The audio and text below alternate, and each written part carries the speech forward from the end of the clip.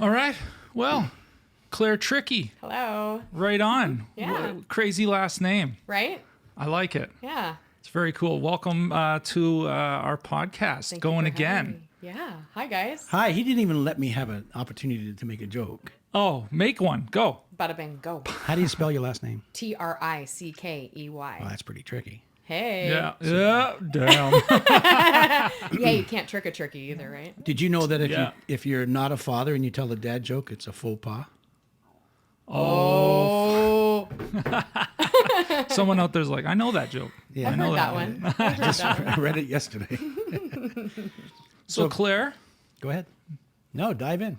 well, first, why don't we list the Okay. things that you do? Okay. Number one, I'm a farrier, meaning the horses I do trim and shoe their feet. Secondly, I'm a taxidermist. I think everybody might know what that is, but basically I mount dead animals to recreate them to look alive.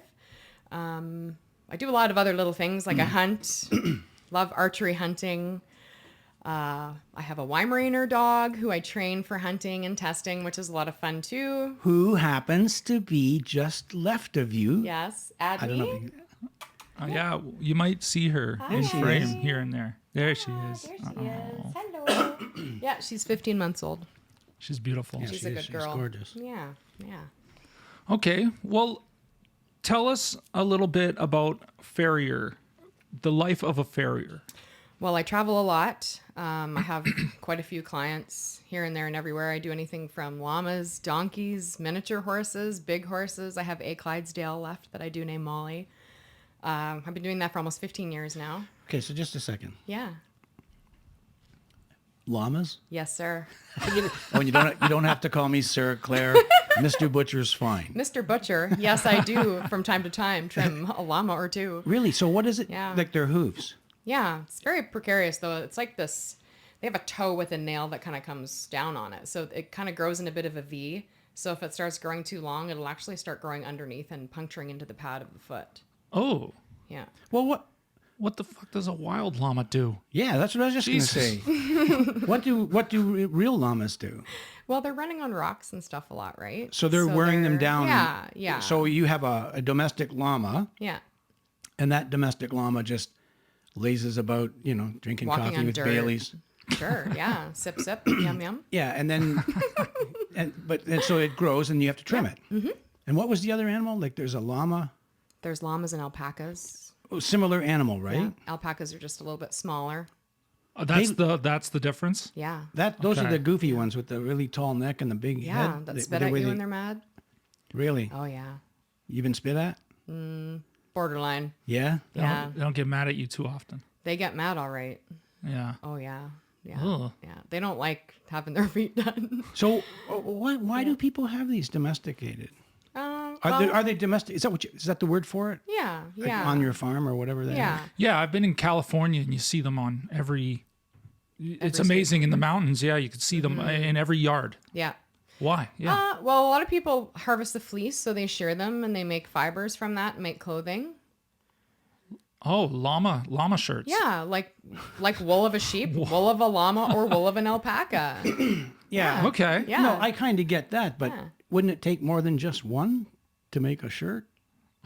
Like I don't How does know. that Great work? question. I'm not sure. Somebody somewhere in California has a llama or an alpaca on their lawn, and they're shearing it to make shirts. Sure. What? In Is there California. anything else? Where it's like clearly so cold you need sweaters. Yeah. Oh, yes. Yes. Did For you- that did December you see how weather. she put her name in there? Clearly. Oh, clearly. Clearly. Oh, Oh, damn. I missed that one. I'll stop. Okay, So as a farrier, though, yeah, I've watched farriers work, and it's fascinating. You're very good at it. With the hoof thing and the file and the nailing on of shoes. Yeah. And that's all I ever thought they did. Yeah. But okay, I'm sorry. Anything with This the foot. alpaca thing has got me. I know. Yeah.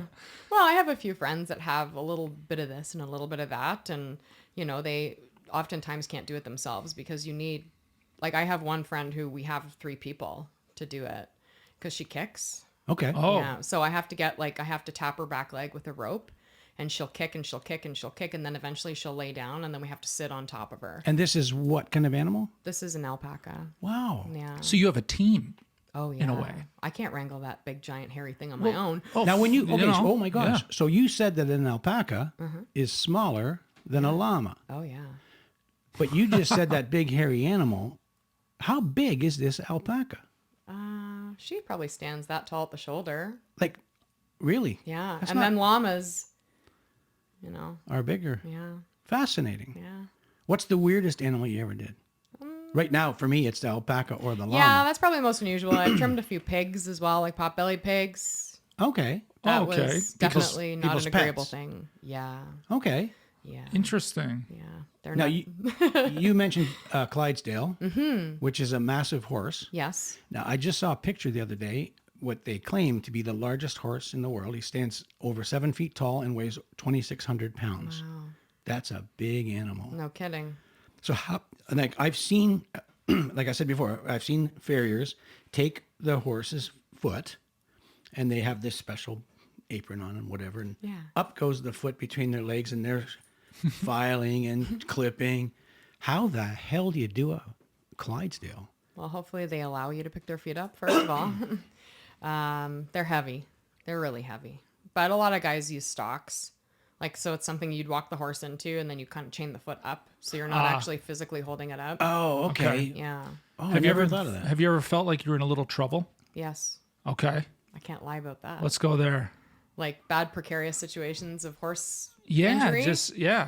The scariest for me, I was shoeing a really, really large warm blood horse, and he pushed down on my leg. Right away, there's another question. Go ahead. Yeah, like they're just really, really, really big. They're like the size of a giraffe, but not super heavy. What does warm blood mean? Big jumping horses. Okay. Yeah. So like the stuff you'd see at Spruce Meadows or something like that. They're jumping. Okay. you know? Okay.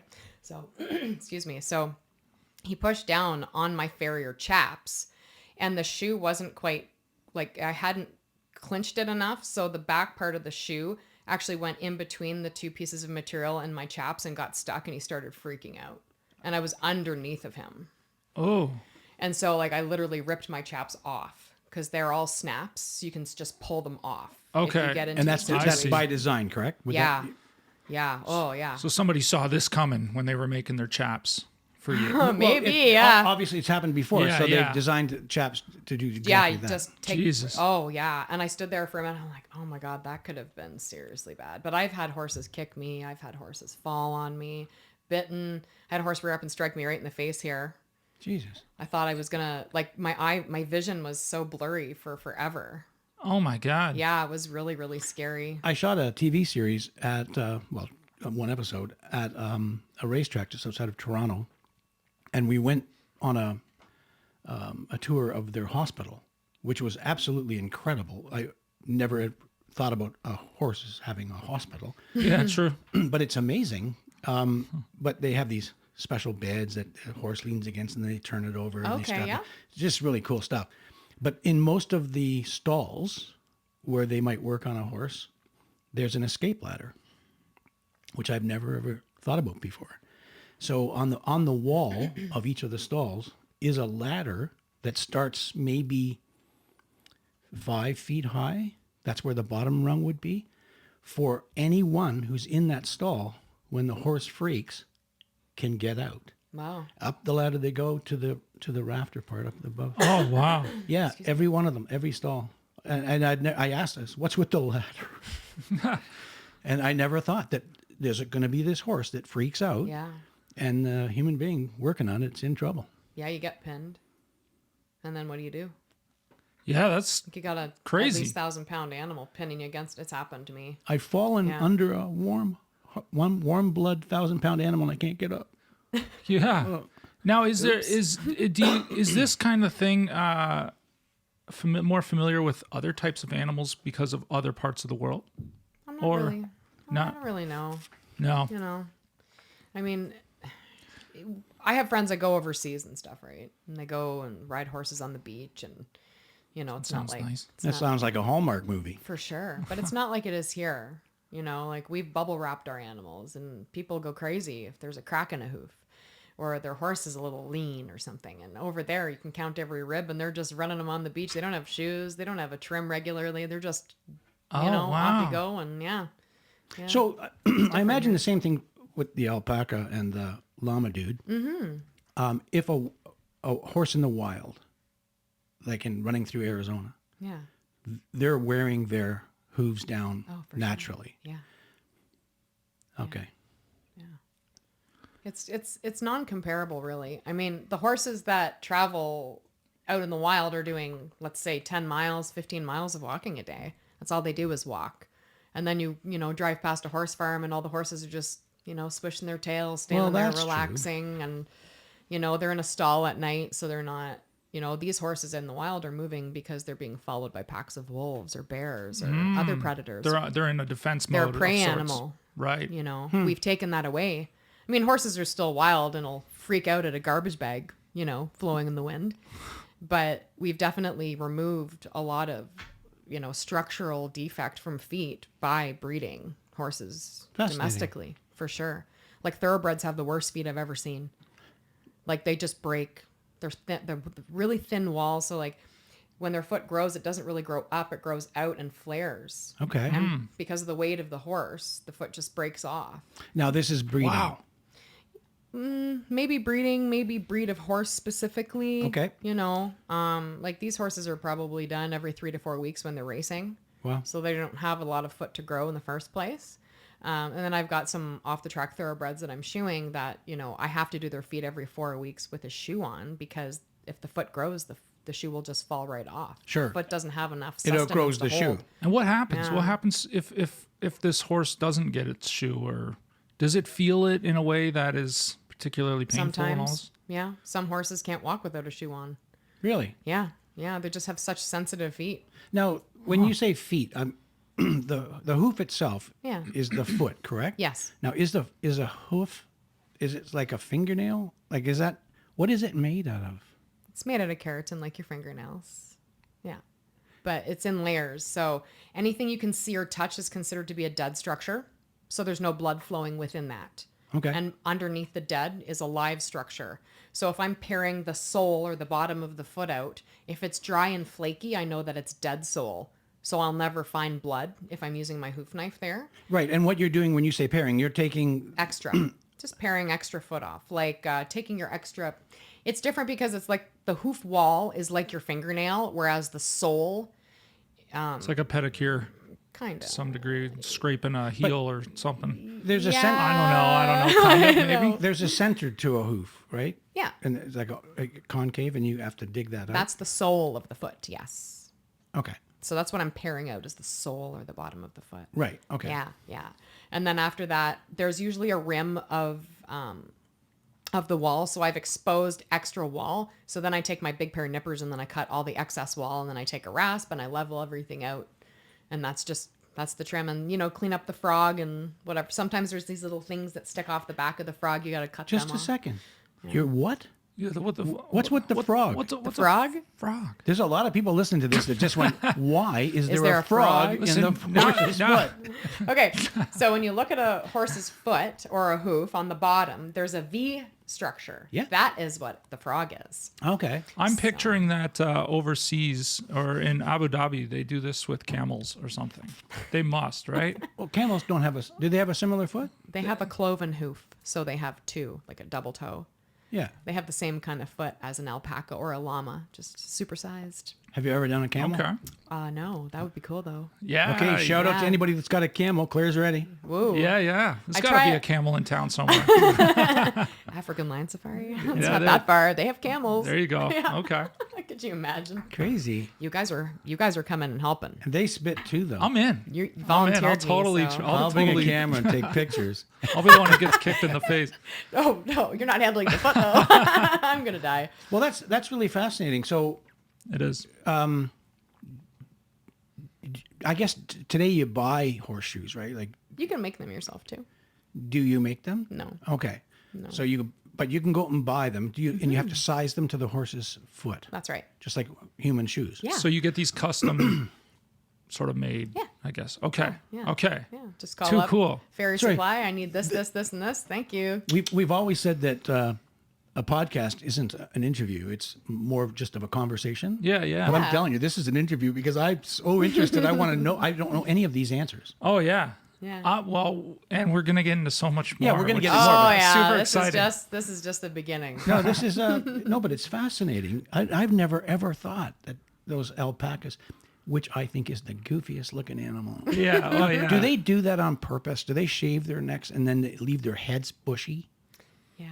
Why? People do that because they want a goofy looking animal on their front lawn. No, I don't think it's required that they actually shear the head, and it keeps the flies off of them too. Okay. Yeah, I and never the thought of legs, that. like they Okay. don't have to, like they should trim everything, but it's more the actual body because they get so like their hair could be that thick when they shave them every year. Okay, so when you say hair, Or sorry, their fleece. My bad. okay, no, that's my question. Yeah. So their fleece is like a sheep. Yeah, So, okay, well, yeah. It's really warm, really warm. But is there okay? So is that the convincing reason to get a llama over a sheep? I mean, Perhaps. why would you have a llama over a sheep? well, sheeps are short and Well- look normal. That's actually, it's interesting because I cannot have any contact with wool or lanolin of any kind. Like wool fat makes me itchy, Okay. but I can touch a llama or an alpaca. Oh. Yeah, some people do have sensitivities to like the fat because if you touch, like I've trimmed sheep before, and like my arms will touch their body, and afterwards, like you can feel the greasiness from their fleece. Alpacas and llamas don't seem to have that oily substance on their fleece. I'm their not coat. touching sheep. Oh, Yeah. that's interesting. Now I want a wool shirt by alpaca. How long have you been doing this? Almost 15 years. Okay. Yeah, And how long have you been hunting? since 2009, I've had my license. Okay. Yeah. Okay, So you were a carer of animals Yes. of sorts, and Don't then say you it. moved into the hunting world. Yeah. And Yeah. so what how did that transformation work? Well, it's unusual because I was anti everything. I was anti hunting. I was anti Okay. taxidermy. You know, I thought it was the most horrible thing I'd ever seen in my life. Like, how could you kill an animal? Yeah. Shame on you. Yeah. You Totally. know? Yeah. Yeah. And you know what? I didn't really have the education I needed regarding that topic until I moved out to the country. And I started having issues with varmints. So raccoons carry nematodes and all sorts of other disgusting things in their feces, right? Just a second. Horses have frogs, and raccoons have toads. Nematode. Name a toad. Parasite. Rod- Attacks your brain. Not good. Okay. Yeah. Ew. Sorry, I'm trying to joke. No, it's It's all good. right. Toads and frogs. Name it. And we love reptiles and Name a amphibians. toad. I don't so know we're any good. toads. So I had these big blue barrels and I put the horse feed in them. And unfortunately, like the barn is pretty old, so there was a hole in the side of the barn. So the cats could come in and out as they pleased, but also raccoons could come in and out. So, you know, I'd go in the barn in the morning and all my feed tubs would be knocked over. And the raccoons would go in there and do their business. And I could not utilize the horse feed at all now because I was scared that I could contaminate or make my horses sick from the raccoon defecating in the feed bucket, Yeah. in the feed barrel, right? So I kept having to call the neighbor over. I'm sorry, there's another raccoon. Can you please come?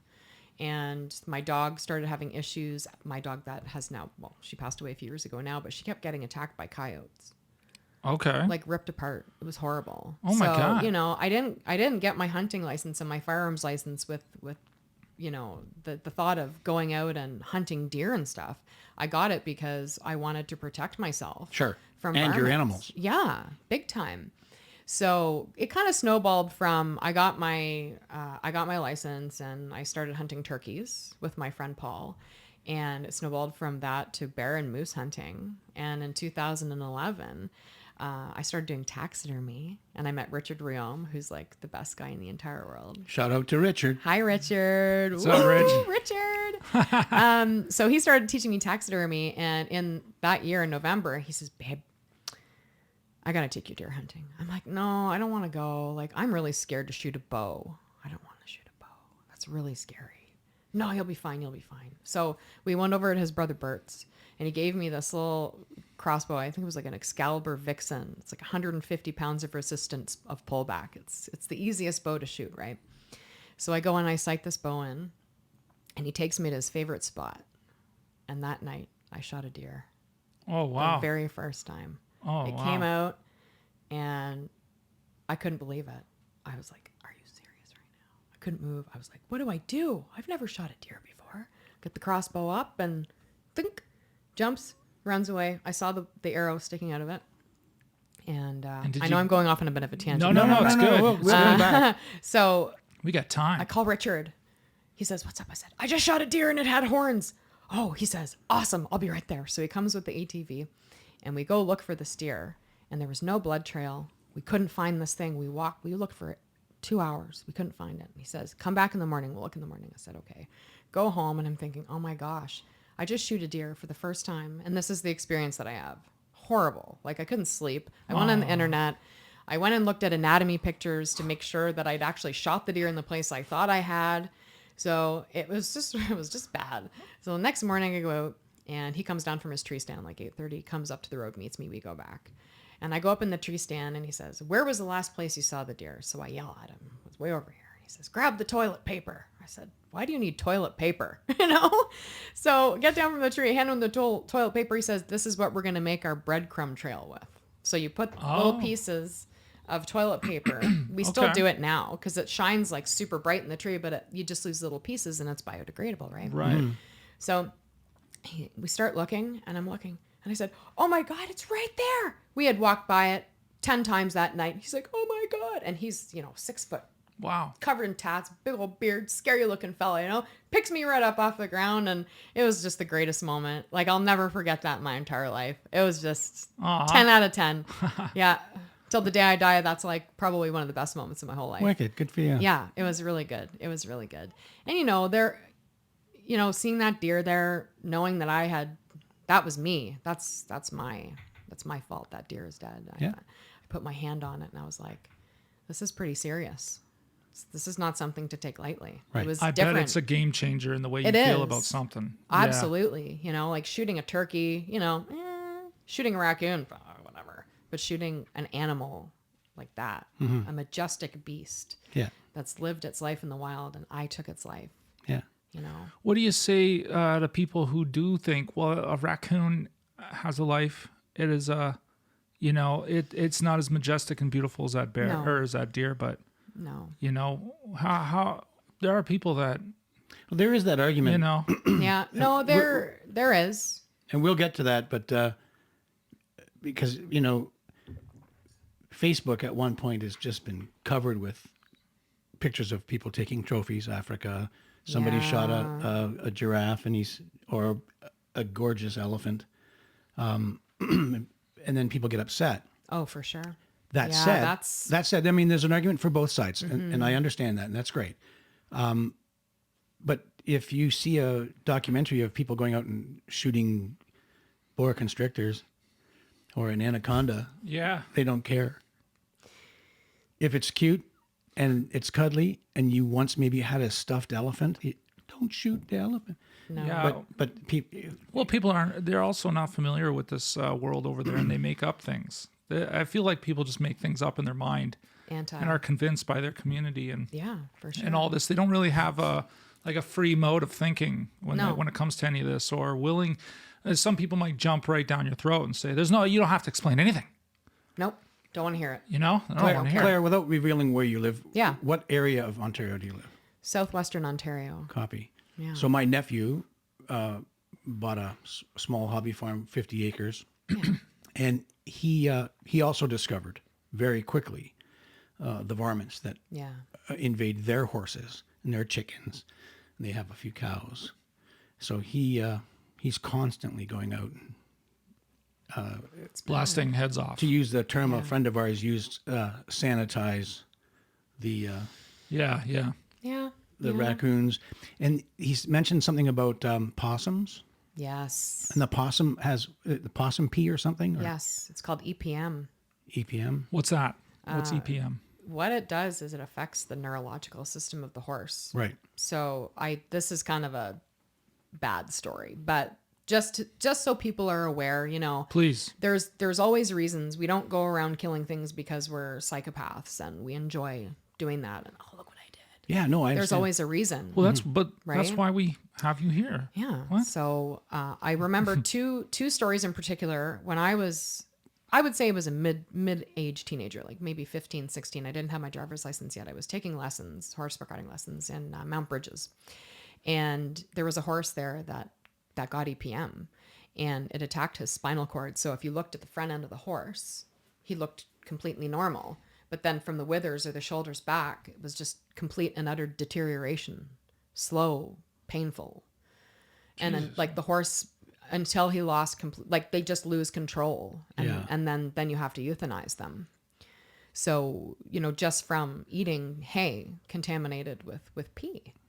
And the other story that the really disturbing one to me was a woman had two horses that had contracted EPM and their brain had been affected. So she had an arena and they took both of the horses in the arena. And this was before people, went and called the vet. They were still using the 10-cent rule, the firearms, to euthanize. Yeah. So they brought these two horses into a barn and they were together. She said they can't be euthanized separately. So someone shot one of the horses and one horse was obviously gone and the other one didn't even react to the shot. That's how far gone neurologically these animals were. Yeah. Scary. And that's all just from possum pee. I had never thought about Jesus. when you go into their driveway and there's a little drive shed off to the side. Well, it's not a drive shed. It's for the horses. Right. You would go out and you'd find families of possums living in the hay. They make their little nests or whatever. Oh, wow. They love it. It's like the Ritz. I never thought, but I had never thought to that time. But so he's out all the time with his rifle. Yeah. He has to. It's part of country life now. And the coyotes. Yeah, for sure. It is part of country life because we're taking away from wildlife. We're taking away from the animals. Sure. We're building our homes in their domain, and that's part of the price we have to pay. Well, where my nephew lives, the town that's adjacent to where he is, within reason, they're developing. Okay. Going down the highway, just tons and tons of new homes and condos. And he never thought that as they build these, all the coyotes, the possums, the raccoons, and the rats, well, apparently lots of rats, have migrated to their farm. Oh, fuck. Because the town is pushing them all out. And they're all being pushed out that way. So the only place to go are the local farms along that other road. Yeah. And so he kills rats like on a daily basis. That's terrible. And those are the worst things you can see at your farm. Yeah. Really. Why? What do you mean? They just carry so much disease and Right, okay. Yeah, like when you see rats, that's what the old timers always used to say. You'll see raccoons and possums and things like that, but if you start seeing rats, you've got a problem. Interesting. Just because they're the worst situation. Okay. Yeah. And I remember watching, probably on YouTube or something like that, there was farms in Australia that had such an issue with rodents that the rodents would actually go into the farms and like eat the ears and the noses off the baby pigs. Oh, look who's up. Look who's up. So it's, and rats will attack anything. They're vicious. Crazy. Yeah, they get really big when they eat lots of corn. Yuck. Wow. Ugh. Don't leave your corn out. No. Yeah. Get a big freezer with a lid on and a lock for your horse feed. Okay, so you got your license Yep. for the specific purpose, within reason, to go to address the varmint situation where you live. Yeah, that's right. Because you need that license to carry that rifle on your own property That's to right. do that. Yeah. Okay. Yeah. And then you have a friend who introduces you to hunting. Yeah. Now, did you shoot the turkeys with a rifle? No, a shotgun. Oh, a shotgun, sure. Yeah. Okay. Yeah. I'm not a very good turkey hunter though. I've never hunted. I've never hunted turkey. Oh, it's. So I don't know. I've never hunted. Oh. Go to get your license. Yeah. I mean, Hey. the thing is I find it extremely fascinating. And I guess having you here was because I think I'm speaking for both of us when I say that we're pretty unfamiliar. I may be more unfamiliar than you. Oh no, I don't know. As far as hunting is, I'm completely unfamiliar. I don't hunt. When I was a kid, my buddies and I, there was a time when you could just get your FAC and get a 22, and I'd literally carry it over the river here in Cambridge and go. Oh yeah, Right on. And we would be shooting things in the forest. It's just, It's great. yeah, I'm old. And the thing is too is It was way before they had laws. Oh, I darn it. I was once growing up I sort of had that mind. I don't want to hurt an animal. Who hurts an animal? And someone described to me one day that a deer has lived a beautiful life, and it's and when it gets hunted, it really it was basically living a joyful nature life, and when it gets hunted, that's it. Yeah. Unlike a cow or a pig or a farm animal, or I don't know how anyone does it. I don't want to speak as if it's wrong in the way that anyone does anything, but clearly it was at that point that I went, oh my God, hunting makes so much sense. Yeah. In comparison, especially if you utilize everything about Yeah. the deer. Yeah. Does that mean that you don't get your meat from the grocery store? Do you ever? What do you do? We What is try your not thing? to. Okay. Yeah. The majority of the meat we consume is not purchased it's purchased from small farmers, and I obviously a hunt. Like I wish I could get 3 deer tags a year, but I can only get 2, and we will eat 2 deer a year. for Okay, sure. so Yeah. you Wow. use it. You Oh, harvest yeah. the meat and Like even the kids are like, "Oh my God, there's no more hamburger left for venison burgers." Like, Really? oh my gosh, these kids are awesome. Yeah, they love venison. Oh heck yeah. Oh yeah. Like they didn't. I don't even know if I've had it ever. Oh, I've had some well, interesting things. I see but I've one never coming had in that. your future. Yeah, I'm in. I can foresee Traeger, yummy venison. Mm, Yep. I'm in. Yeah. That sounds awesome. Yum yum. Yeah. No, it's really. I don't know. Ever since I started eating wild game, like I feel better. Yes. I definitely feel better. I actually had some chicken on the weekend, and I got very sick again. So I am not eating any more meat from the grocery store anymore. I can't do it anymore. It makes me sick. It really does. I don't know why. Interesting. Yeah. But you mentioned something about farm animals and things of that nature. I had a conversation yesterday with my wife, and she mentioned something about cruelty, Right. and that's what hurts her most. Like if she sees a transport truck full of pigs going down the 401. Screaming down the highway. Yeah.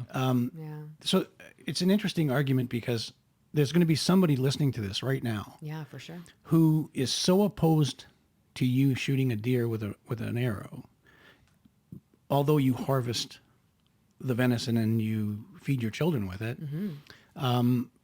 which is an age-old process, really. It's Yeah, where it's it Wow. started. the most primitive. How do we have Of it all. like our evolution is all based on being a carnivore. Absolutely. yeah. But what they fail to do, and I can't speak for everyone because maybe there's somebody out here that does this, but when you go to the grocery store and you pick up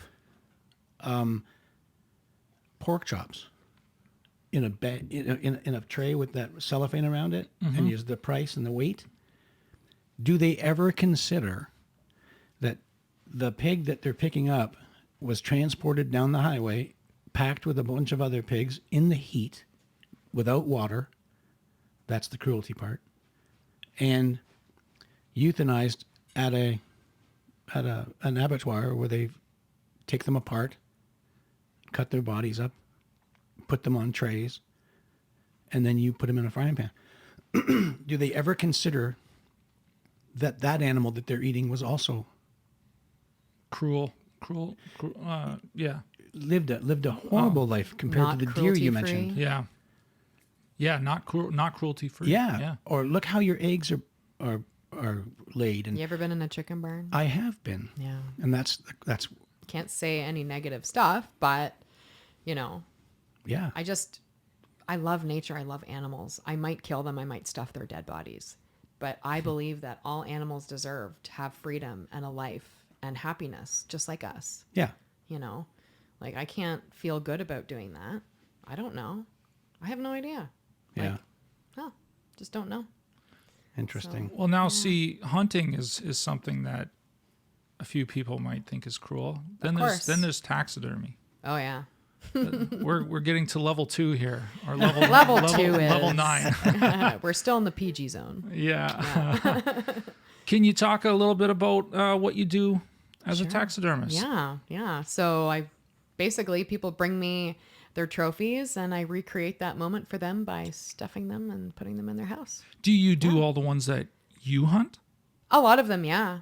Yeah, Okay. I do actually. Even if they're, people always say, oh, don't mount a small deer or, just do the huge ones. But it's like, who cares? Yeah, what's the difference? Well, I shot a deer last year, October 1st, and Adlie, my Weimaraner, she tracked that deer and she found it. That was the very first deer she ever tracked in her entire life. So it was very important to me to mount that deer. Shout out to Adlie. I see you there. Good girl, Adlie. Yeah, cutie. And it's funny too, because whenever we have venison, the kids are like, which one are we having for dinner tonight? Wow. Yeah, I'm like, so I mounted that deer and I actually took it into the taxidermy competition in Toronto and I got a second place. Oh, damn. Yeah, but it was a beautiful, beautiful deer. Good for you. Now, is that from the shoulders up kind of thing? Yeah, shoulder mount. Yeah. So I do mostly deer, but I do life-size mammals too. I used to do some birds, but I don't anymore. Can't do everything. Why It's is hard that? to- Why? What do you mean? Well, I kind of wanted to specialize in certain things. And to be honest with you, like the deer are definitely my favorite thing to mount. There's just something about when I see them after it's all done and they're on the wall, there's just something about that particular species of animal. I find myself to be more passionate about for some reason. Yeah. Well, so what is it that made you want to do this? I was always interested in taxidermy. But when I got my firearms license, the first thing I did was I drove down to Santa Rosa Shooting Sports and saw my late friend, Bill Santa Rosa. And I said, Bill, I finally got my license. He says, you need a gun. I said, okay. So there was this big bear above the cash register on the wall. And it was like, rawr, big and scary. And I was like, always, Bill, who did that? Full size, full body? Half-life size. Okay. Like, look, it was kind of long.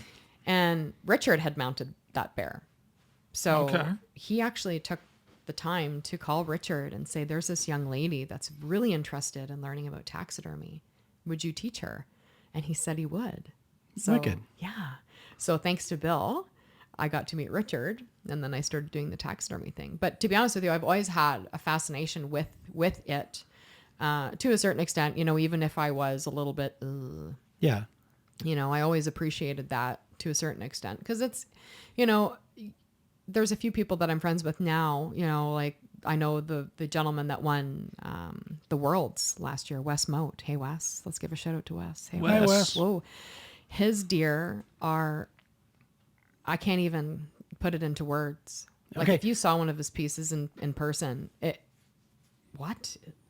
just, and he does open mouth. He casts the mouth, the tongue. Oh, it's just Okay, so unbelievable. you're actually getting into the answer to my question. Yeah.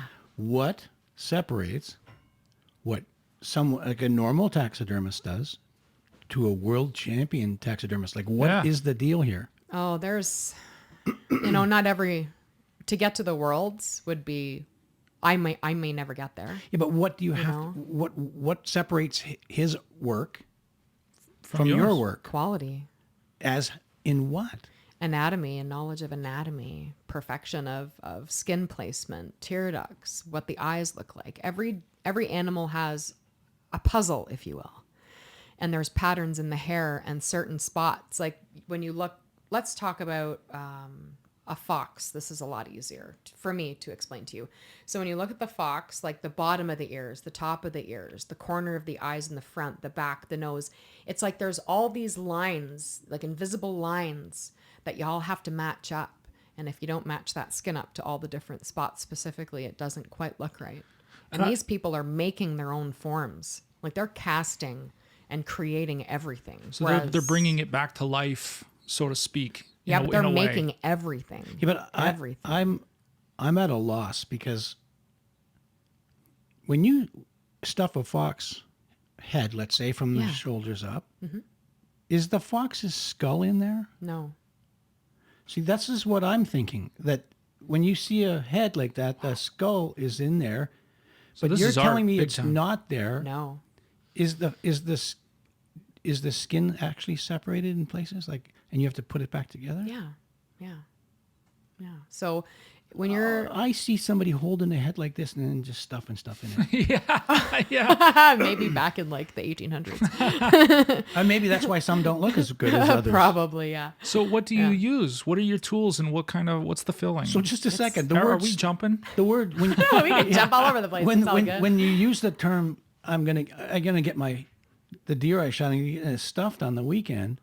It's not stuffing. That must offend you. That term, stuffing. Stuffing. Because you're not really stuffing it. No. You're friggin' building it. Like, oh my god. It's one person I know calls me stuff and such. Yeah. Yeah. So it's kind of like funny. Like I hear stuffing things, right? Well, yeah. that's the term I suppose that people use, but I don't think it's real anymore. Like, you didn't stuff it. No. You took it apart and recreated it. Yeah. Yeah. Okay, so there's a massive artistry here. Sorry, Yeah. my mind Big is blown right now. Yeah. I've never ever thought about it. No, it's okay. It's all good. It's wicked. So let's talk about a process here. Okay. The whole entire process. So Okay. let's say I have a wolf come in.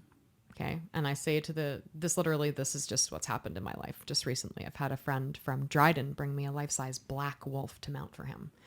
And basically it's just let your creativity take you away, Claire. Why? The thank whole you. thing? Just the skin now. No. But from tail to Yes, nose. the entire entity itself Copy. will be mounted. Yeah. So I need all of the measurements off of the carcass if I can get it, because that's my puzzle piece that I need to put back together. So he took all the measurements, the width of the neck, the length of the neck, the shoulders, the middle of the abdominal area, the chest, the back end, the length of the animal, the length of the leg from the hip to the hawk to the bottom of, everything. And that helps me kind of put everything back together. So with all of those measurements that I have, I can look in my catalog and order the correct form, which is made from styrofoam. Copy. Yeah. So Okay. now, when you order a form like that, does that company just have stock forms on a shelf, or do they actually create the form to your measurements? No, they have that stuff in stock available. And then do you cut that form to stock, to your measurement? Sometimes. Like you might have to trim it? Yeah, normally you do have to do some adjustments to it for sure. Nothing's ever perfect. Okay, so so far The this animal itself isn't. I mean, each one's different. They are all, life-size mammals are probably the hardest thing to do. I think it's interesting that animals have other animals on their bodies. Like a horse has a frog, and Yeah. and this wolf has a hawk. Yeah. What the fuck is going on? All kinds of fun and excitement. They can't come up with the new words. Oh, just call it something else. Yeah. Call it after a bird. Recycle. It's all good. All right, continue, please. Sorry. Okay, no, that's all No, good. no. So, you get your animal and you generally have to skin them. But if you don't, then you start your tanning or preservation process. So that involves normally skinning out the head, the paws, and the feet and all that stuff.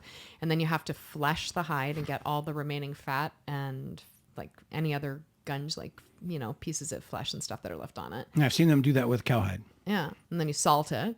And then Right. my process is probably a little bit more than it needs to be, but I haven't had anything go bad yet. So I think I'll just continue with my silliness. But then I rehydrate in a brine solution. All the solutions I use are cold.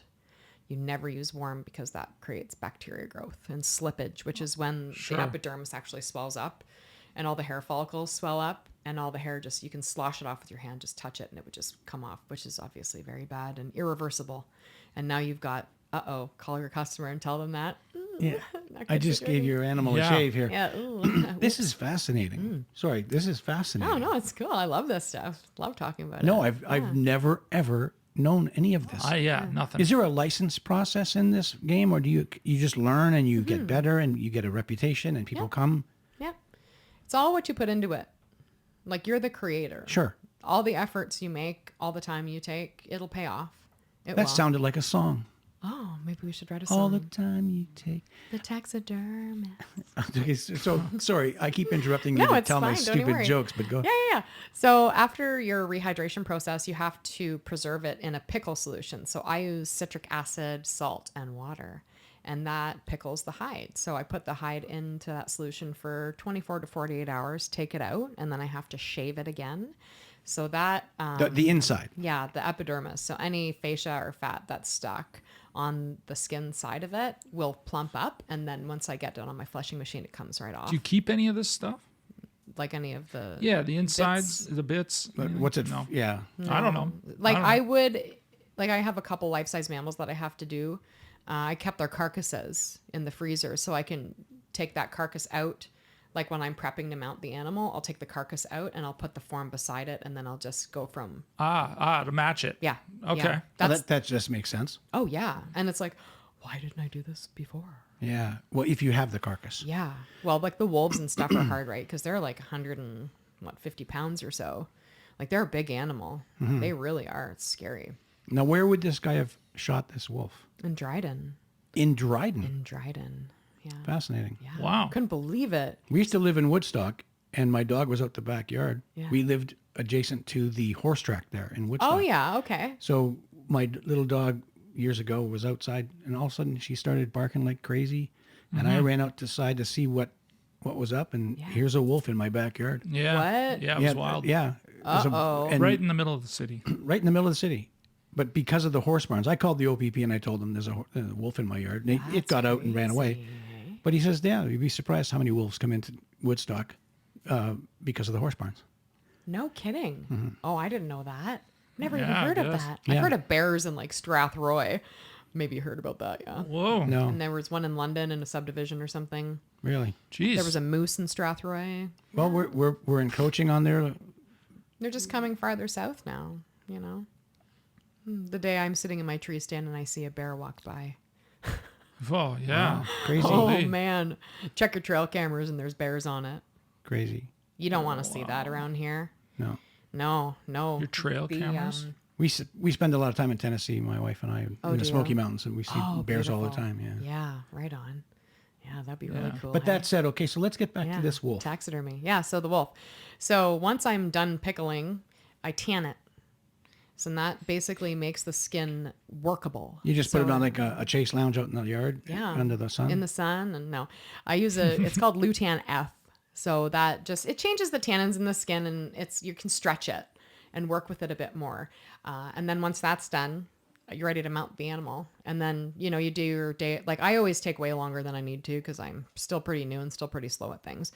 But I take a day. Yeah, but you're and- also meticulous and do it right. Yeah, I won't disagree with you on that. Wow. So I take the whole day and prep everything. I set all my eyes in before, like I take digital calipers and measure everything to make Okay. sure everything's Here's the another same. question.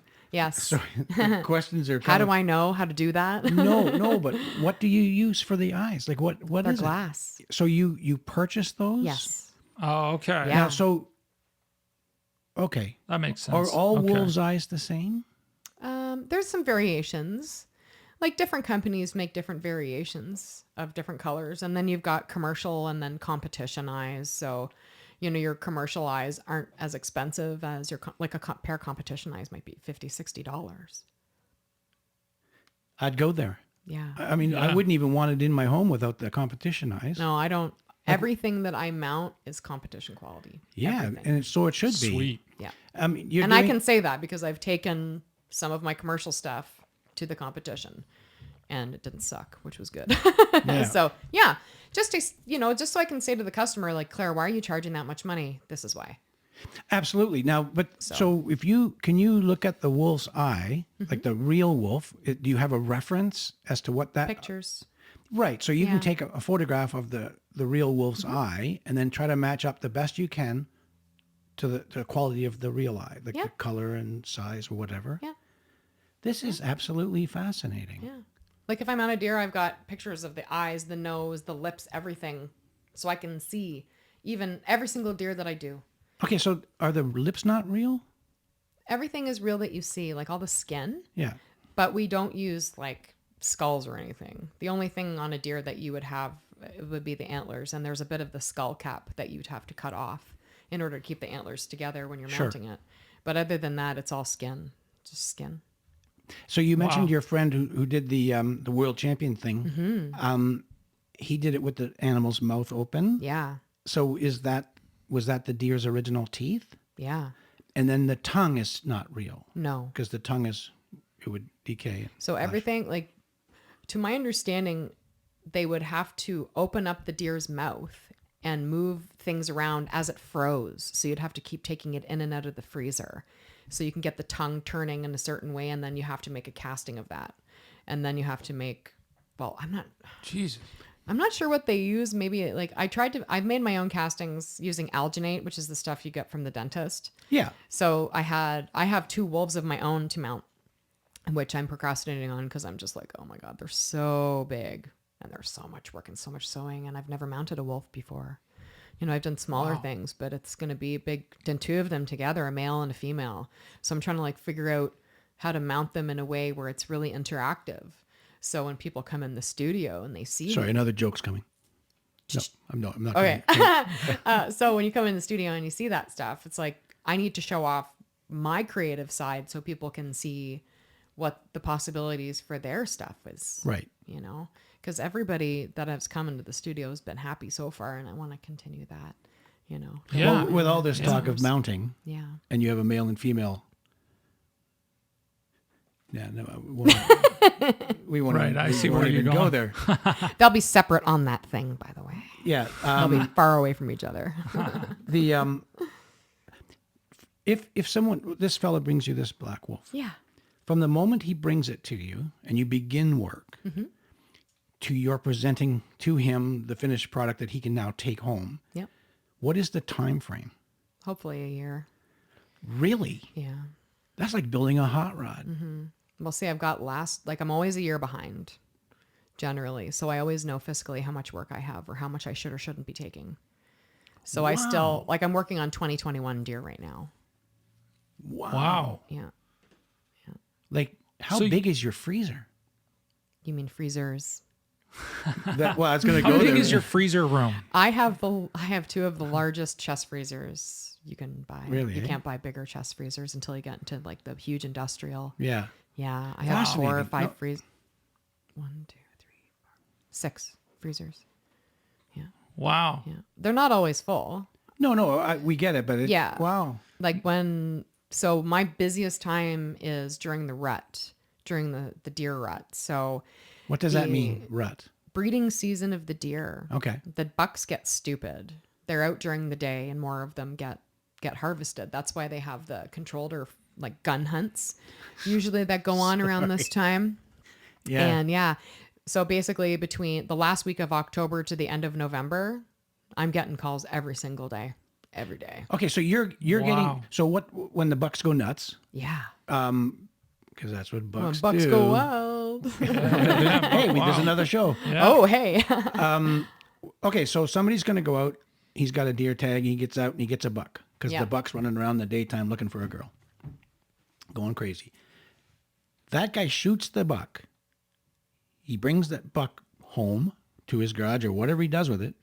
That's when he immediately calls you. Okay, so and then you take that. Do you go get it? Does he bring it to you? They usually bring it to me. Okay, they bring it to you. So the whole thing, right? No, the caped deer. So I asked them to cape it out first. So that What's that? means they've cleaned out of all flesh, food and bones, and you've basically got the head and the skin from the Yeah, back down that's to his right. tummy. Yeah. So halfway up the deer. Right. I always say that, like half of the deer forward, because I can always cut it off if I don't need it. Right, but it's Right. best to have sure. Yeah. Well, and sometimes people want a pedestal mount, and I need more cape for that. So it's not a straight shoulder; it's like a sideways. So the side profile of the deer, as opposed to just Okay. the front, and that requires more skin because you see more of that. Sure. And do people request things like I need my deer winking at me? Yeah. Not winking, but yeah, there's specific things people want. It's a Disney movie, this one. Yeah. You know? Oh, Yeah. I don't know. like Bambi. Oh, don't even bring it up. Poor Bambi. That was the first film I ever saw on film. I know. That's think why I I was- was anti-hunting. I was like, oh my God, they killed Bambi's mommy. Hell yeah. Poor Bambi. Run, Bambi, it's man. Run. Mother. Oh gosh. Yeah, I know it. But that's whatever, if I had $1 for every time I heard, don't shoot Bambi. Yeah. Like, I would never shoot Bambi. Bambi's too small. That'd be such a waste of a tag. Yeah. There'd be like 10 pounds of meat on that. Yeah. The bigger the better, right? Now, do people save meat from animals like wolves and bears as well? And Bears, yes, organs absolutely. and things like this? Organs, there's a lot of argument there whether or not you should or shouldn't be consuming organs. Well, the carnivore diet does. Yeah. Yeah. Yeah. Like heart, absolutely. Yeah, I've eaten we're heart. big. Yeah, I've eaten a moose. I've eaten moose heart. Yeah. That's Yeah, that's not scary. we're It's certainly the meat liver lovers and here. stuff that, that thing Now, when you filters say out. scary, why?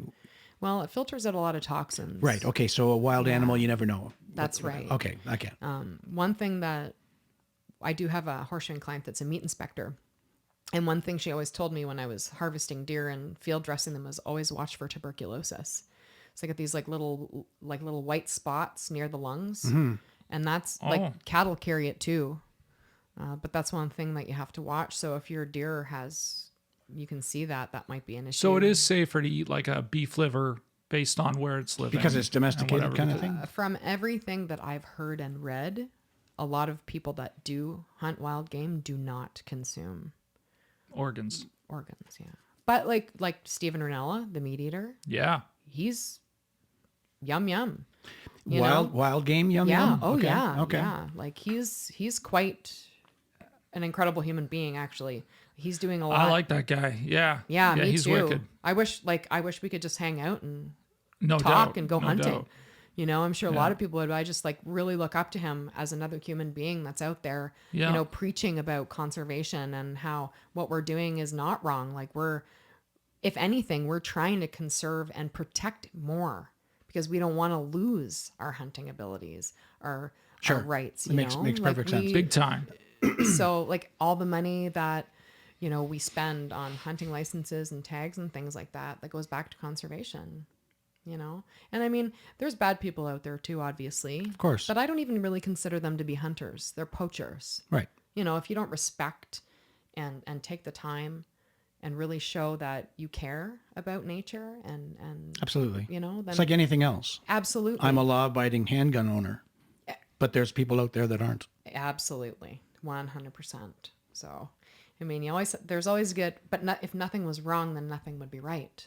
We need to have the bad to appreciate the good. Well, that's the yin yang of life. That's right. So, I hear stories of, people have told me, oh, I shot a deer out of season. I'm like, don't tell me that because I will call the MNR and I will report you because I don't like that kind of stuff. Okay. I don't. Yeah.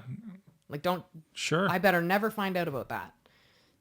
Wow. That's Good. it's just disrespectful. I would never do that. Never. Like I have a tag, I put it on the deer. I have a tag, put it on the turkey. Small game license to shoot coyotes. So fox, neither one of us are hunters. So I want to get back to this black wolf for a moment. Oh, for sure. But what exactly is a tag? And you say you put it on a deer. Yeah. So you have to apply to get a tag. Yes. Which gives you permission to shoot a deer. Correct. You have to apply for an antlerless tag if you want to shoot a deer with no antlers, meaning a doe or a younger fawn. Oh, no kidding. Yeah. So for the first time in however long I've been hunting deer, I forgot to get my antlerless tag this year. So I'm only allowed to shoot bucks this year, which might really put a stick in the mud if I don't see a lot of bucks. Right. It kind of takes your options away a little bit, but you need tags. So like the wolf, for instance, that person had to buy specifically a wolf tag. Right. Now, so when you say tag, that's like a license that gives him the right to take a wolf. That one wolf. Correct. But is it literally a tag? It's a piece of paper you print off the internet now. Okay. Never used to be like that. They Okay. used to be plastic Yeah, that's and not photocopyable. right. Yeah. Jesus. Now, see, there you go. Wow, they've opened up the Stupidest whole thing for these illegal dudes. Yeah, that was. I don't even care how many people get upset with me about this. That was the stupidest thing they ever did. Stupid. Like, And that ruins it for everybody too, doesn't it? Yeah. Because they make this rule and then act like. well, it's a paper tag, and you're touching. Like, I go out and I shoot a deer, and I'm field dressing this deer and there's going to be stuff all over me, right? Blood and Yeah. and here I am, like, you know, oops, I forgot to bring that Ziploc bag to put around the tag around that antler. And now I've completely destroyed my tag because I wasn't paying attention and I Right. flipped my Oh, deer wow. over. Well, the only people And that then- the people that will get upset that you said that are either incredibly lazy Yeah. or doing it illegally. And photocopying their tags. That's correct. So So they have Yeah. 5 tags. Yeah. Yeah. Okay, so the old-fashioned tag It was plastic. that you actually have to place on the antler in case lands and forest guy or whatever it is now. Yeah. You got them in the mail. Okay. So if I apply for a deer tag today, October 1st comes around, the last week of September, second last week of September, I get all my tags in the mail. And I have them physically, my yellow plastic tags with little notches that I can put my little zip tie through and attach it to things. It's perfect. And then all of a sudden you have to print off your tags. So you are only allowed to print off your tag one time and your printer fudges up. And this now is you just can't print to- your tags off. This is Then just what to do you do? kill the use of plastic. It's I have no It's idea. a financial thing. Possibly. Well, I mean, plastic is going away. You know, they're trying to weed out plastic in so many ways. Yep. From like forks and stuff that you might get at a buffet grocery store or something, to straws and all kinds of bottles, whatever. Yeah. You know, and I don't know much about any of that, but I can imagine this struggle. This is insane. Well, it's like, you know, I could think about it and maybe I could laminate my tags before I go out and put a little hole punch in there, you know. But who does that?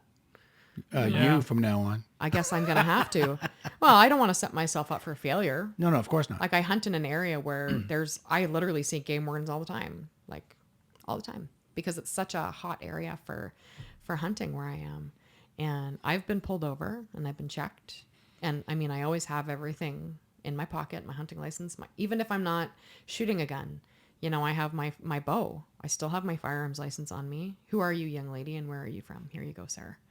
Yeah, it gets you out of a.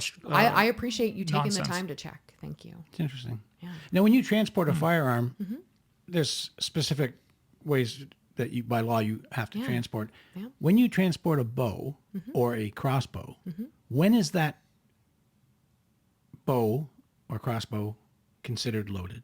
When it's so a crossbow, you'd pull it back and that would be considered loaded.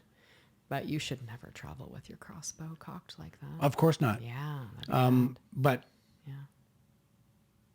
when you transport your firearm, you have to have your firearm and your ammunition stored separately. Yep. When you have a bow and you have your arrows laying on the seat, they're not being transported separately. You know what I mean? Yeah. And as long as your bow is strung, you can just pick up that arrow and. All day long. So I'm just wondering. Well, if they don't there's consider a bow to be a firearm right. because it doesn't. The projectile, doesn't travel Right. at a certain speed to. Well, it's whatever. also a lot harder to conceal, and you Don't know, look at this I mean, crossbow. a pistol can be easily Hidden? brought up, and you could shoot an officer as he walks up to the car, whatever, and it's a lot harder to So can you? Put my crossbow in my back boom, pocket. whatever it No is. one will ever see it. That was a great imitation of a bow hunter. Well, sitting in their car, sitting in the car with the wheel in front of them, you know, I don't know. I'll just put it behind the seat. No one will even notice, right? Yeah. Yeah. So now I want to know: can you walk downtown with a bow and a quiver full of arrows? Sure. I think that's kind Do it of and cool. see what happens. That'd be cool. No kidding, eh? I would. What an experiment. Robin Hood style. What's up? Walking around town. Okay, so now this fella's Black Wolf. Yeah. I think it's absolutely fascinating because I've never ever thought about it before, that you have to take it apart and then just put it back together like a puzzle without anything in it. Yeah. So you don't use. Oh no, you just mentioned about having the frame as being. Sorry, I'm going through it in my head. Oh, it's all good. So there's no wolf bones in there at all. No. Fascinating. Yeah. And so once you, did this fella already tell you how he wants it mounted? No. Okay. We're just going to see what happens. I know he wants it, standing. Yeah. But with life-size stuff, normally people just kind of just say, just do what you want to do, Claire. because it's really difficult to find. Like when you go in with a deer, it's one thing because there's like 1 or 2 measurements that you really, really need to worry about, like from the corner of the eye to the end of the nose, pardon me, and then the neck, how big the neck is right behind the ears. So let's say a 7.5 by 22. So 7.5 inches in the face, 22 inches in the neck. No big deal. But when you have a life-size mammal, there's like, I don't even know, 30 measurements. I mean, at least, you know. This black wolf's tail must be quite bushy. It's about that long. And yeah. So how do you do that? I have to wrap the tail. So I take the bone. There's a piece of wire that's coming out of the form. Okay. So I cut it to length from the bone. And then I wrap it with, I start with a piece of, what's it called? It's like, it's not yarn. It's more of like a polyester. Is it maybe like alpaca wool? No, it's not alpaca. It's like slinky, not, I don't know how to explain it, but I just wrap it and then I wrap it back down again and I keep wrapping it like thicker towards the bum and then thinner towards the tail. Yeah. And then I can just slip it right on like a sock. And that kind of holds it on. That's I right. guess. Okay. Yeah. So I use adhesive on everything else. Yeah. And then I use that because that material itself will actually hold the skin in place.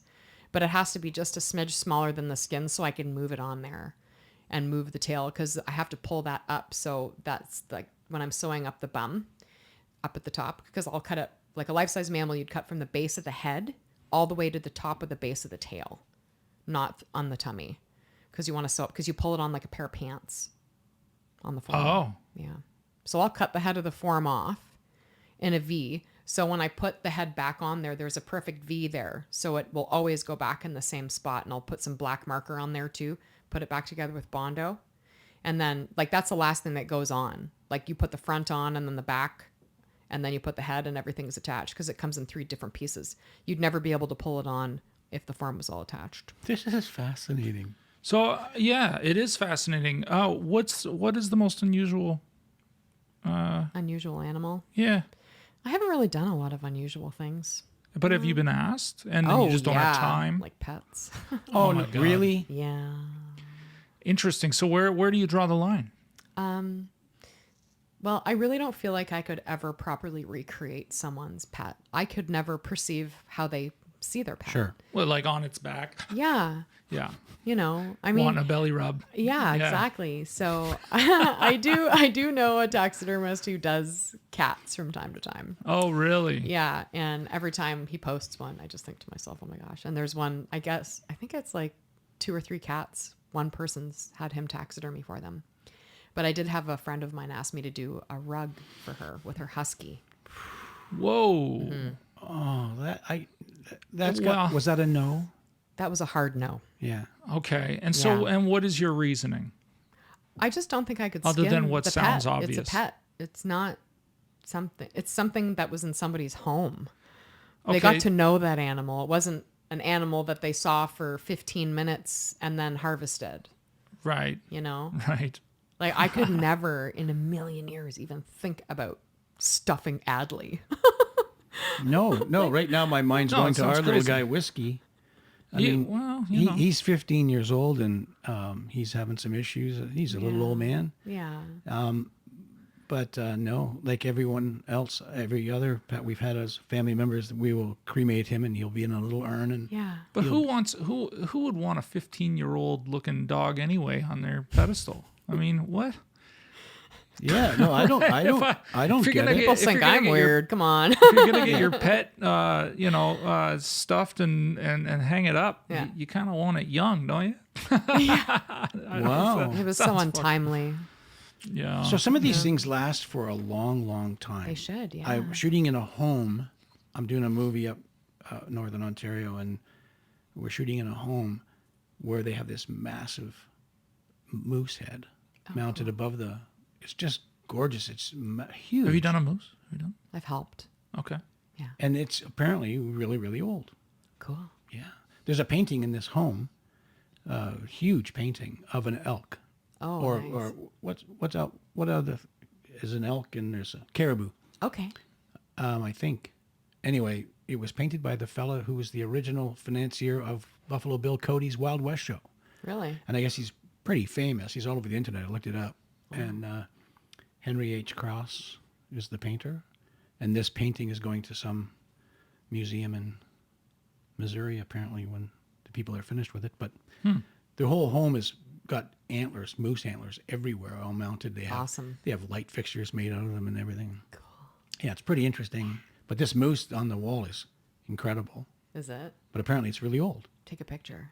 I will. Yeah. So it's what's interesting is that the length of time that these things exist. Mm-hmm. So that takes me back. Would they have done something similar back then, like 100 years ago? Did they have styrofoam? A lot of arsenic and paper mache was used.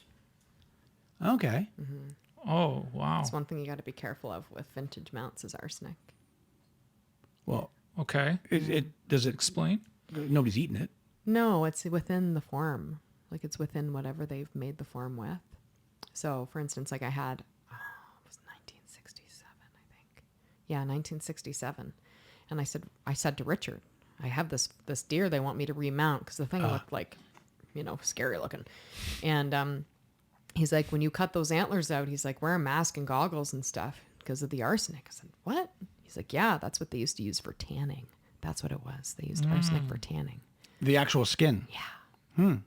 Yeah, that's what it was. Sorry, I just had to think a minute there, but yeah. Now, if you're remounting something and it was tanned with arsenic, do you re-tan it? Is there no? You just use the original. Just the hardware, just the antlers.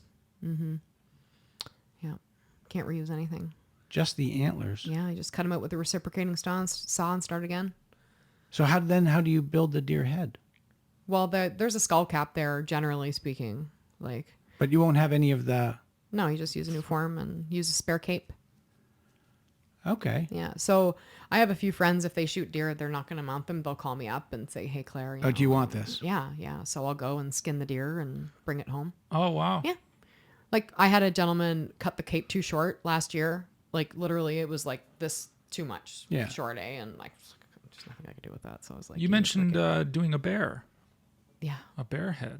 Yeah. I have 3 bear rugs to do. I mean, that's wild. Ugh, yeah. Now, are they big? Yeah, and they smell. Yeah. They're probably the worst thing. Coyotes are the worst, actually. They smell the worst. Yeah. So I got to wait until like it's about 10 degrees in the day so I can open up the garage when I'm salting or working with those animals because it's... Now, why do bears and coyotes smell so bad?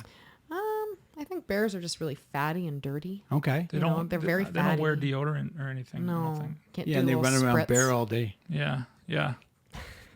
Sorry. Yeah, coyotes are... Yeah, they start turning green as soon as you shoot them. So I'm not sure. They just stink. Wolves never smell, though. I was surprised when I was working on the wolves. They didn't smell at all. And they're like carnivores, right? Yeah. So you'd think, they'd have some sort of an odor, but they didn't smell at all, which is surprising, yeah. Have you ever gotten a coyote that's been squished by a 10,000-pound Acme anvil? No. Just comes to mind. Do you ever get weird special requests? I want my deer smiling. No, not yet. Oh, I think I said the winking thing. Yeah. Sorry. Not yet. Oh, wait. No, I did have someone message me and ask me to do some sword fighting squirrels. Like, really? Samurai. I'm like, no, I don't think so. Oh, Ninja that would have Turtles. been, that's where I'm at right there. But I feel like if I'm going to spend the time doing something, I can't. I have to make it serious, not silly. Yeah, well, I don't know. There are a lot of people that just, they get to hunting and they kind of go, okay. But then the taxidermy thing, how do you convince someone that this is, that it is, like, some people just think, you've killed it, you're going to eat it, you harvest it, whatever, and, then lay it to rest. Let it be. But is that just some kind of inner spiritual thing that they have, or something that they just think happens after death, that you're going to ruin it or something? You're going to ruin its spirit, or it's whatever it had as a living thing is now being disturbed in the afterlife. I want to know, really, what is how do you convince someone that is very sensitive to this kind of thing? Especially here in Canada, in the Western world. It's different. This isn't tribal over here, and we're used to getting our pork chops under cellophane. Right. So, I imagine that people here think that it's just not necessary to be like this. But I suppose it's not. it's not necessary. But that it's not necessary to human beings. No. But it might be necessary to the animal kingdom. Yeah. That you're more careful, the hunting and all this stuff. But then there's the taxidermy thing. Yeah. So I have you had arguments? Oh. I imagine you've had a few things. Oh yeah. You mentioned to me that you've had threats. I've had death threats. Seriously? Yeah. So what the hell? Because do people say they want to stuff you? I'll stuff you. Well, see, I'm not sure I should repeat what they said on the internet. well, you can, but what's interesting about that is that you have someone who's against taxidermy to the point where they're willing to kill you. Right.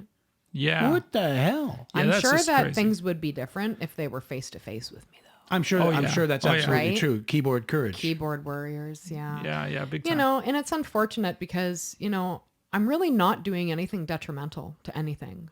If anything, I'm providing, conservation awareness to people. Absolutely. How many times have you said to people, "Do you litter?" How many times a day do you throw something at your window of your car? You want these animals to survive, don't you? Gum. Oh, People whip their gum out Yeah. the window like they think it's... throw some xylitol gum out. Dog eats it and dies because they can't eat xylitol. Oops. Okay, so now I'm getting an education. What is xylitol? Xylitol is an artificial sweetener found in gum. All gum? Not all gum. Xylitol is great because it kills a bacteria in your mouth that causes cavities and such, but it's completely and utterly poisonous to dogs. One piece and your dog should be going to the vet. Wow, really? Yep. Whoa. And I see gum everywhere. Yeah, I know. It's just gum. Keep the dog on the leash, otherwise it's could you imagine? Like I know a gentleman, a friend of mine who's also has a Weimaraner, who was telling me that his dog got into some feces in the park, and somebody had eaten some cannabis product, and the dog got extremely sick from cannabis from human. Wow. Oh, wow. Yeah, so I mean, Jesus. you don't even think about that stuff, right? No, we don't. No. So Nobody thinks. That's the problem I here. know. Nobody Use thinks. your brain. It was. Nobody's willing to listen. No. I hope that people are listening to this and just and with an open mind. But Yeah. you I'm know, not a big scary monster person that's a sociopath that goes around and, strings intestines from the ceiling and has people come over and jump up for joy for those sorts of things. I work with dead animals, but someone's got to do it, so I may as well, right? Yeah. Well, I don't know. Like I don't even know personally whether I actually agree or disagree with it. I don't think I have any sort of judgment toward it at all. But I think maybe my younger self did. My younger self totally did. Walk into someone's house and see something dead hanging on the wall. What are you doing? Like, that's a trophy. That's, ugh. But a lot of times that deer was consumed. That person took the time to cape the deer and spend the money to mount that deer. And if you're shooting deer and not eating them, then why are you hunting? Like, why are you doing that? Absolutely. It makes no sense to me. What I find fascinating is that the person that goes into a home or cottage or whatever, and you see a deer or a moose on the wall, and it offends you in some fashion, if they just turned around and looked on that wall, and they have a pike or a muskie stuffed, for the lack of a better term, True. no one ever, I've not ever heard anyone complain and be offended that the fish is stuffed. I'm sure there's got to be somebody, especially maybe when you get like a marlin on the wall. I have or something crazy. a friend who has a shark on his wall, Cool. like a full size shark, Have you ever done anything like that? No. That's wild, eh? and it's That not is. real. It's not real anyway. It's fiberglass. They take a mold of the shark that you caught. Oh, okay. Yeah. Do you know how that works? I've seen a lot of the fish stuff. It's like a casting. It's a Yeah. gray casting, and then they have to use fiberglass fins and so on and heads. They just take a measurement of the fish. Like yeah, the so length it's and representative of the fish that you caught, but I don't think Yeah. it's the actual Oh, fish. okay. like a reproduction. Yeah, you paint yeah, them yeah. instead of using the skin. And now after this Okay. conversation, I know it's not a real fish. I got to tell you, I've learned a lot. This has Oh, been cool. Right on. fascinating. Yes, No, I've never heard of this before. But people will complain about the deer head, but they don't complain about the fish. Yeah. So is there something that's Fish just aren't cute. Yep, if people fish, they That's get a it. fish. I know, that's what I'm saying. You know. The person that doesn't like the deer head probably fishes. But that's people. Yeah, people's mentality is just like that. It's just so ignorantly flat. Yeah. There's no basis that they like build it on. No. Oh, I don't what- like that, and that's it. Right. But what about all the information? Can I give you pro and con side of this, and then you can make your decision on how you feel Yeah, about well, it? people Yeah. go to their city, work in an office, and eat their eat their pound of chicken wings, Yeah. which is like 8, 9, 10 chickens, Yeah. like Right? at once. There you go. And they don't, and they're a fucking taxidermist bitch. Yeah. No, sorry. Listen to this podcast. But come on. Fucking hate her. But she like, dies. but really, I mean, people need a perspective on what they're doing. Yeah. Now there's vegans and vegetarians and, And things for like sure. And you know what? If you make the choice not to consume animal products, that's great. Good for you. this. Is there an argument there? Oh yeah. I've got lots of arguments on that sort of thing. So where do you get your vegetables from? The garden. Do you? Or do you get them from the greenhouse that causes tons of pollution? I see. Right? Okay. Has anybody ever brought that up? Ever? Have you ever heard anybody say that? I'm the only person that I've ever heard say something like that. It's that is ruining everything. I'll be saying up it from in now on. Leamington. Well, explain that a little. Go to about the Leamington, pollution. Ontario. Anywhere you go, there's no darkness anymore. It's all light because there's so many greenhouses. That is such a huge effect on wildlife. What about all these windmills? Let's not get started on that. But Yeah. honestly, Have you Killing the noticed? ground. Have you ever noticed that when Claire whispers, how scary it gets? Yeah. Yeah. Whispering It is is frightening. scary. but that's a good point to be made. And you're a vegan. How is every single item in your life animal cruelty free? Again, more, What happened with that? Your shirt, your shoes. That's a nice car you have with leather seats. Vegan. Yeah, no, I get it. Yeah, You it's know, crazy. I hate when people judge. I really do. Like if people just minded their own, I don't care if you're a vegan, a vegetarian. I don't care if you eat meat. I don't care if you go to the grocery store and buy your meat. Yeah, why do you care what I do? Yeah, mind your own business. I'll mind mine. Thanks. Like I give way more than I take, but people see, oh, she kills things. I can't think about anything else, But if they knew me as a person and knew what I did in my life and all the little baby birds I rescued when I was a kid and all the rescue animals I have in my home because people neglected them and didn't want them, I'm giving way more than I'm taking. So, people that hunt are not bad people. They're not. Some are, but we can argue that there are good and bad people in every aspect of life. of course. Sure. That is another lost Mm-hmm. perspective. People don't see this stuff. And But I say if- people very generally, but Yeah. the general consensus, especially here in a country like Canada, if you're not living in the country and you don't understand this kind of stuff, and you weren't raised with this kind of information to modify the way you think, then you can't go there. I mean, I think it's the same way, and I mentioned this on another podcast, but I think it's the same way people think of guns versus their own car. If they were born and raised in a big city like Toronto and drove cars or didn't drive cars, they just rode bicycles everywhere they went, they would argue people who have cars. Well, why do you need that? You can work, over here. You don't need to do that, but cars are killing people every day, and we do. We get our license because we feel we need it. If we needed firearms, people would feel the same way. For sure. Correct. But they feel as though we don't need them, and we can just go to the grocery store and buy our meat or whatever. Yeah. Anyway, I don't know if I explained that properly, but That's okay. We're just so far removed from what we were. is hunting a lost art? Will it be? Do you think? I mean, politically, the Canadian we're government's heading, working on it. Yeah, we're heading that way. Do you think it's going to go there? That is something that it's like we don't talk about it. Yeah. We don't ever even mention that because that would be absolutely catastrophic if we lost our ability to go hunting. Like, we, believe it or not, the things we do conserve all animal species. You know, we're taking away prey items. We're also taking predators. If we did not do what we did, you'd have way more coyotes, way more raccoons, way more parvo, way more distemper. So do you think that the government perhaps knows this? They know this. I mean, they're not stupid. I don't think they take the time to educate themselves on what hunting really is. You don't think that there's someone up there that they just want you to stop hunting so that they can do the job, take what they want, give you what you need? I think the government unquote. takes away guns to appease people who are frightened of guns, who have no experience, and then they get more votes. For sure. It has nothing to do with... Yeah, it's all about that election. Everybody needs to go and live in the country for a week. Get yourself out of the city, go out in the country, and really know what it's like to live without amenities, without your next door neighbor, without a working cell phone, with farm animals. You know, we didn't evolve living in a city. No, but see, here's the thing. We are evolving into that.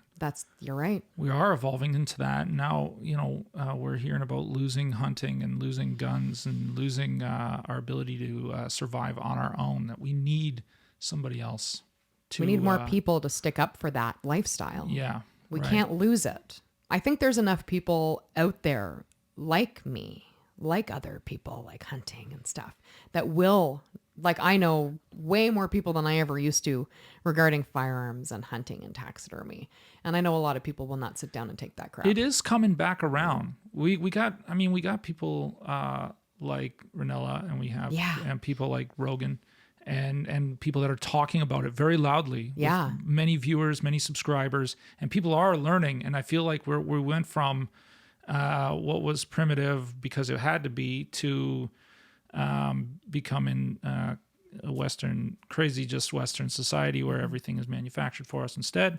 And now we have people like this and people like you who are discussing this and trying to educate.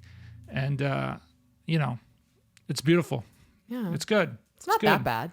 It's pretty cool. No, it's good great. lifestyle. But it's Yeah. also, it would toughen people up if they just, I'm not even a hunter. Yeah. But I hear you. And it just makes so much sense. I just think people form their opinion based on whatever experience they've had, and they can't bring themselves to admit that, maybe I learned something today. That's right. And maybe I'll change my mind about guns now, or about hunting or taxidermy. And that's what you did. You learned. Yeah. You changed a mind. Yeah. I learned a lot today. I'm getting goosebumps because it's what I learned today. It's fascinating. Mm-hmm. I never, ever knew this. It's just different perspective on life. Yeah. And things, like being out in the woods and just sitting there and soaking it all in. You're sitting there. It's and beautiful. Like, so, it's not just killing animals, I'm just going to play the devil's advocate here for a moment. So Claire, as a hunter, as a taxidermist, what do you say to someone who has never hunted, never had anything stuffed, but see pictures on the internet of these big game hunters in Africa that shoot an elephant or a giraffe or a lion with these big guns or whatever? So people argue that it's a defenseless animal. It's walking around out in the wild, and this guy with a gun and a huge troop of people with him Just wants to hang. they go out in the giraffe Jeep on and the they wall. and then they just shoot the giraffe, and the giraffe wasn't doing anything to him. You know what I mean? Like, so Yeah. are you about the big game hunting, or Are you dreaming about one day stuffing a giraffe? That would be a really big project. But, I would love to go to Africa and go hunting in Africa. yeah? And people are very judgmental Yeah. about that particular subject, and it's because they don't know. So I've been looking into going to Africa for quite a few years now, talked to a bunch of different people and outfitters and so on. And all that property is privately owned. And most of it has high fences, meaning those animals can't escape. Nothing can come in. So if that animal in particular is not harvested, you need to harvest the predators. You need to harvest the antelope and the kudus, and unfortunately some giraffes, because those animals can't escape that area. So if one species is more than another, it could really affect the property, right? Right. Nothing goes to waste. All of the meat that's harvested. Obviously, I go to Africa and I shot a kudu. Okay, we'll choose something that's not so offensive. Like, I would never shoot an elephant. What's a kudu? Don't choose something we don't know what it is. Oh, an antelope. Oh, okay. Oh, okay. Yeah, it's like a large species of antelope. Okay, copy that. So I shoot the kudu, and we find the kudu, and I paid $5,500 American, which goes right back into conservation and anti-poaching in Africa, right? All that meat goes to all the less fortunate villagers all around. Nothing is wasted. We get the primo cuts. We'll go back to, and they call it a brai, B-R-A-I-I is the barbecue in South Africa. Man, a brai. I got to be honest, this sounds good. Yeah. So, have the tenderloin, whatever, but nothing is wasted. And all that money goes back. Like all those anti-poaching. It's not like you're going to the Serengeti Plains and just going out with machine guns. It's like you have to apply to go. You have to specifically choose the animals and pay for each of those animals harvested. I mean, I would never go shoot a lion or a leopard. Do you remember when that's not me. But unfortunately, those animals do have to be controlled as well. And that's, it's, there was that famous a trophy lion in a way. Yeah, that makes sense. Well, do you remember that famous lion? Cecil the lion. Cecil, right. Okay, so I did, let's go here because why would you Cecil shoot was so famous. Cecil? Well, why would you shoot it except... It had a radio collar on. It had what? It had a radio collar on it. What is it? What is that? So they can track it. They could have easily just put it in a fucking truck. You could have shot any other lion, but you had to shoot Cecil. Oh, okay. What were you thinking? That was just absolutely ridiculous behavior. Yeah. Yeah. That was not a good situation. That kind of thing ruins it. If that particular lion had never been shot, that whole situation probably never would have happened. Because it had a radio collar on it. So why? So an irresponsible idiot. Who did shoot that thing? A dentist. I can't remember his actual name. Oh, I remember that. He had to close his practice and move. Yeah. I'm going to say he's probably white. Was he white? Yes, he was a Caucasian male, approximately 50 years old. I don't know for sure, but yeah. Maybe we ought to stuff that guy. Maybe we should. But No. I mean, you have to make educated decisions when you're doing things like that. Like I wouldn't go to Africa and shoot a rhinoceros. I just wouldn't do that. I want to shoot something like, the kudu would be a trophy hunt for me. But it's not like people the here going to waste. People here are shooting a bear. Is it going to waste? Sometimes yes, sometimes no. They carry parasites. So like trichinosis is one. It'll affect your liver if the meat isn't cooked properly, make you very, very sick. But they have trophies here. What's the difference between a trophy here and a trophy there? There's no difference. Trophy's a trophy. Right. Yeah. Yeah, so the person that's against it is against all of it. Yeah. But you know what's funny? That person that's against what I say, all of it, I don't think cares one thing about that fish on the wall. No. Oh, yeah, well, I'm sure there's got to be a few people, but yeah, I agree. Africa's a tough one. That's the. But it's only tough because I think we don't live there. It's the romance of the animal. Yeah. That we grew up as children, I'd like looking at the elephants and the giraffes. Exactly. Yeah. Yeah.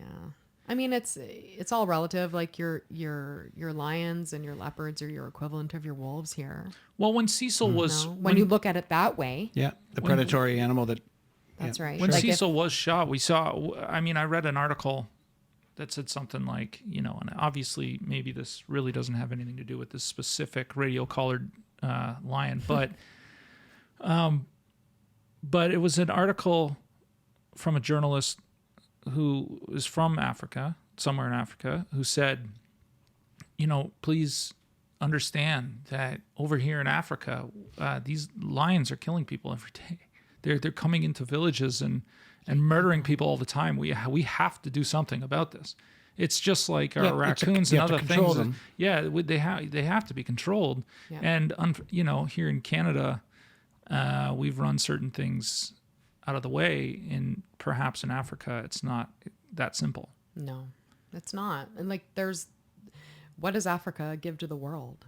Hunting, That's a lot of income for them. That's a lot of money. The tourism aspect of it. Yeah, and it's, there's certain animals. It's called a CITES. So you're not allowed to harvest the animal. So there's CITES on giraffes now, elephants, rhinoceroses.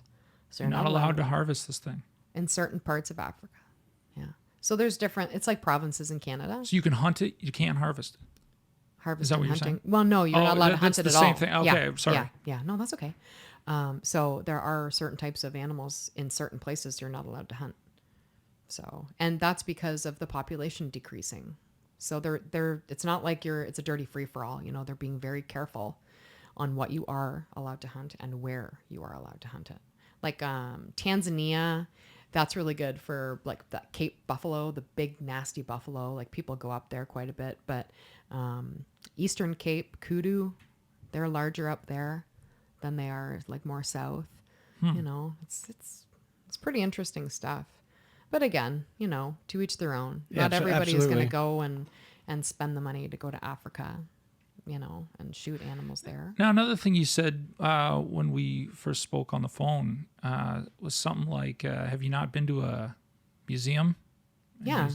People walk through the museum. Oh, look at they have no judgments. Yeah. It's just learning. And I was thinking about that, yeah. Because they don't know how it got there and they don't even think about it. Wow. Maybe I should just tell people I work at a museum and they might be less offended. Yeah. Right? Then they'll just think you're an educator. It's like going that's okay. go to the butterfly conservatory. You have a bunch of butterflies flying around and they land on your arm and whatever, and it's beautiful. But then there's frames after frame of butterflies stuck with a pin. Yeah. Huh? And all kinds of rare insects. There's no uproar about that. Oh, but that's okay. It was a bug. It didn't have feelings. It was a living thing. It was. It's It was. crazy. I know. How much do we know as human beings about what an animal's feeling and its emotions and its does it fear death? Is it thinking anything? Do we know any of this stuff? Well, We must. humans are the only living animal in this world that knows they're going to die. Nothing else does. So there's that thriving that animals do. There's research on let's say orca whales, for instance. Like they have a large brain, and there's proof that they actually do have enough cognitive ability to have emotions and feelings. For sure. But does a dog? We think the dog does. Because the dog's wagging its tail. The dog's happy to see us. Yeah, and the dog gets a little jealous. We have consciousness and self-awareness, That's right. and whether or not the Yeah. dog. Like I imagine when a lion comes into the area of all the what is it called? Kudos. Kudos. Kudos. So Kudouville? Kudouville comes into Kudouville, and of course all the kudos are like, which one of us is going to get fucked right now? See ya. And then and so they, but as soon as that lion goes toward one of them, it knows it's got to run because Yeah. it understands something. That's it right. understands that it's about to get bit, attacked, something. Yeah. Yeah. Well, does it know that's what it's headed for? I mean, why would it run? That's a really good question. Why would it run if it didn't know? Fight or flight. So there's flight because of fear, but what is it that they fear? That's a great question. That's a really good question. I wish I could answer that, but I can't. Fuck, Claire.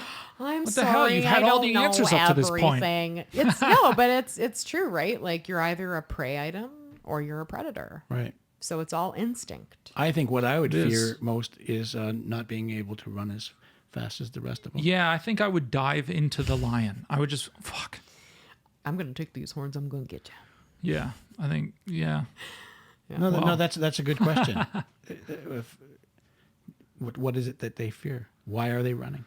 Why are they running? If they weren't conscious of the fact that this lion is going to eat one of us, I mean, it could just be the same way Well, I don't know. You know, a lion's going, I'm going to get you, motherfucker. Because You he's know, hungry. and the kudu's just sitting there going, I think I should run. I think the way this thing's looking at me, He is a hungry you lion. know, yeah. Shit. But it must know. And, you know, obviously human beings aren't chasing anything. We're not running after something as it's running could to try try, to but- fucking, mow it down or whatever. Yeah. I guess, I don't have any other question, but I think it's I think there's an argument for that as well. Like I've heard people argue that the deer is way over there, and you have this high-powered rifle with a scope that makes that deer look like he's 10 feet from you, and you pull the trigger and down he goes, or you whatever. People would argue that there's no sport in that, like other than that could have been a lion just as easily. yeah. You know, and then what makes it so? a guy I know years ago it was his trip, so he's the guy, so he took a bunch of guys moose hunting with bows, and they spent days and days and days out in the bush and didn't see anything, and they were walking back to their campground where their cars were parked when this huge bull moose walked out into the fire road out of the woods and just wow. stood right there. So my friend took out his arrow. It's his party, so Wow. he took the bull, and then it was written up in a magazine, and the story of the hunt was incredible, and none of it happened. Oh my! I know. Hunters, fishermen, and other liars gather here. Yeah, it was so funny because that was the part of the heart, the moose heart that I ate, but but the story in the magazine spoke of the hunt, how they hunted this. All the meticulousness. That went and into when it. in fact Sneaky. it just walked out on a fire road within 100 yards of their cars. Anyway, In their pajamas. Yeah, and Drinking coffee. Well, they were leaving. They were walking out. That's crazy. man. What and luck it is just- that, eh? Yeah. Yeah. Yeah. Anyway, So how deep do you go when you go hunting? Like, How long does it take? You go moose hunting, you said. I used to go moose hunting, yeah. Well, I had a buddy who went up. We had a buddy, Gordy, who went moose hunting. And, I mean, he went up for a month. No phone, no nothing. Didn't find a moose. Oh, I never went that far. I think something like that. Like so. Huntsville. Which Oh, is- yeah? Yeah. Okay. a lot of moose. Yeah. Never did see one, but that's all right. Yeah, I saw one run right out onto the road. Perfect. You Yeah, know? I was up in North Bay just past weekend, and there's all the signs that say moose crossing. Yeah. If the light's flashing, they're around. And just I guess about a week and a half ago, from the time we're doing this podcast, a lady was killed in a car accident. She hit a moose on the road. Yeah, that Like happens number often, 11 yeah. highway, I believe so. where the big Yeah. fences are. Yeah. When you go up there, yeah. That's where I saw it too. I remember there's an area going up to North Bay where you kind of come up over a big hill, and as you come down, you can see the road forever, kind of. Yeah.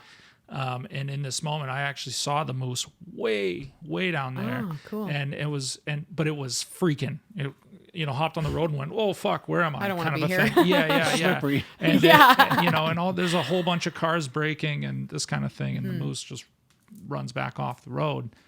I don't know, crazy. I wouldn't want to hit one of them. Oof. Oh, See you later. Have you ever thought of mounting a moose head with a little squirrel? Like on its antler, hanging out. Yeah, like Rocky and Bullwinkle. Oh, I just got the greatest idea ever. I got a couple squirrels for myself I got to do, so.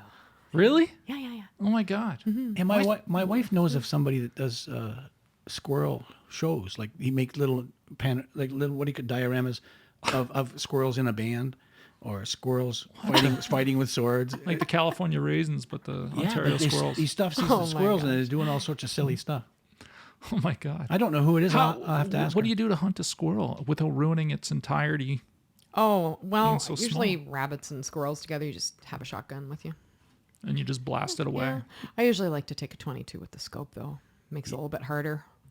Yeah, harder, Okay. but if you hit a little rabbit with a shotgun, Doesn't it just obliterate? No, if you use a 20 gauge. okay. You could use a 12 with a little bit of... Did you did we mention we don't hunt? Yeah. Yeah. That we have no idea what to shoot the rabbit with? Yeah. No, you can. Yeah, a I'm lot of guys thinking use a shotgun. Just get a bunch of C4 and Kaboom. yeah. Generate. Blow it up. Well, it certainly would. You don't have to skin it. Yeah. Like rabbits, rabbit hunting is more or less like you jump on piles of brush and the rabbit shoots out from the brush. So a shotgun's a great idea. But squirrels are really hard to hunt, believe it or not. Like when you walk in the bush, they can hear you, so they bugger off. So you Yeah. gotta sit there, be really quiet, and that's why I like using the 22 with a scope on it, because I can be really quiet and just, pick one off at a time. Yeah. And you can go pretty far distances, like 30, 40 yards.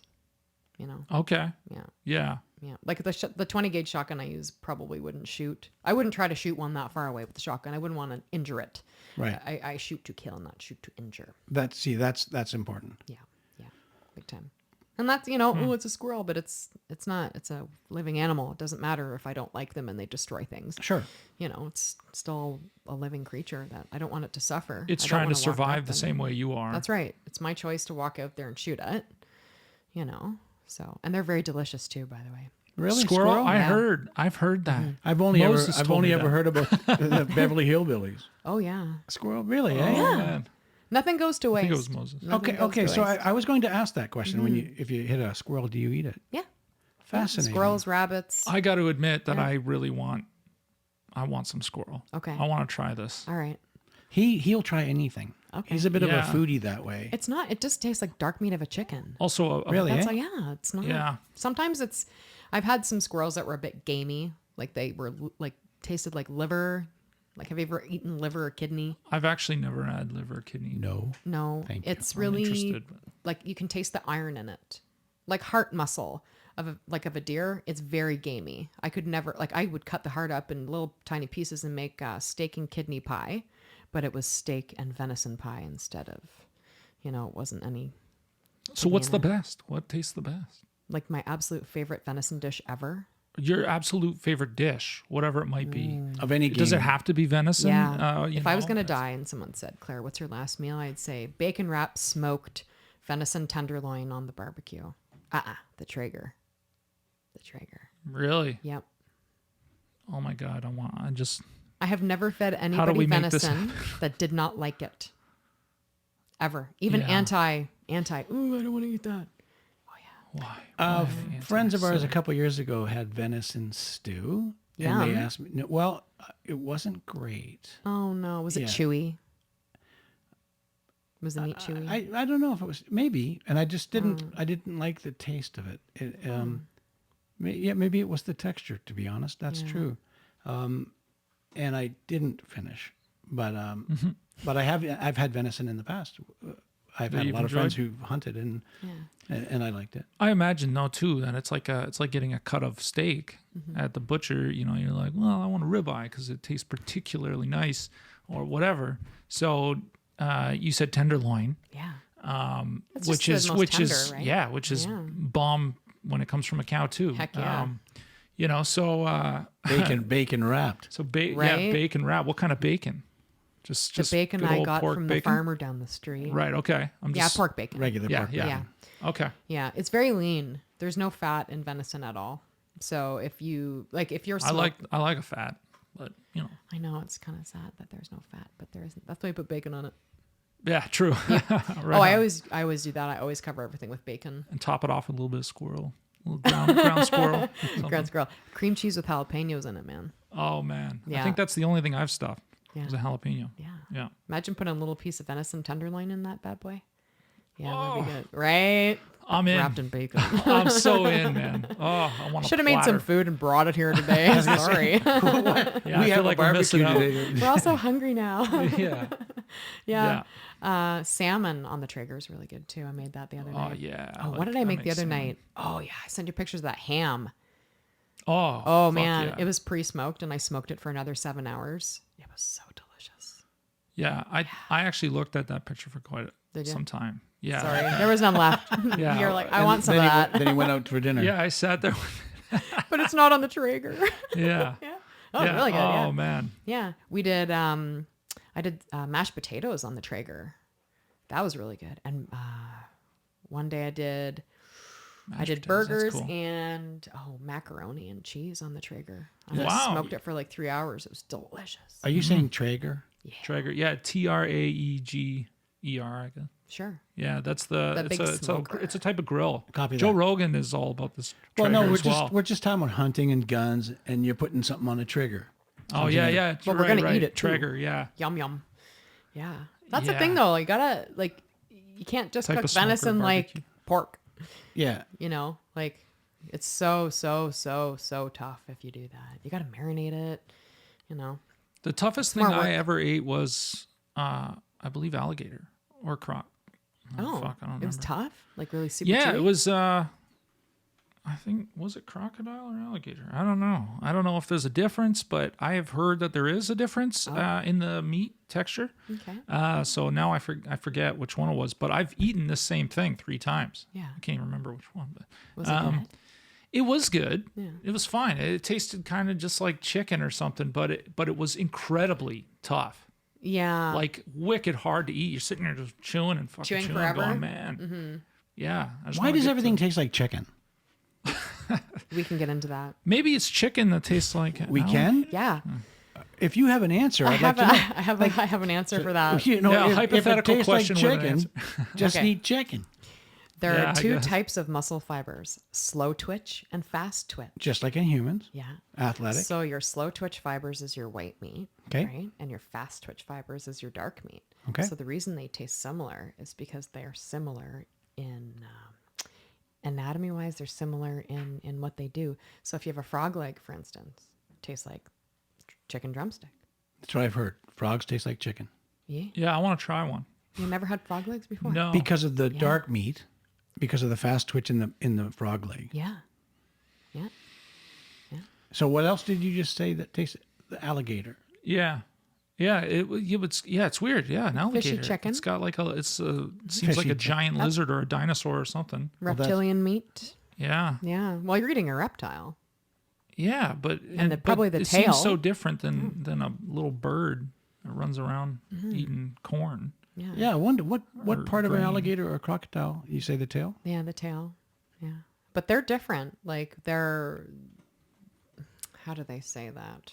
Diurnal or something. So they're active during the day and they hibernate a little bit at night because they need the sun in order for their body to work properly, digesting food and so on. Right.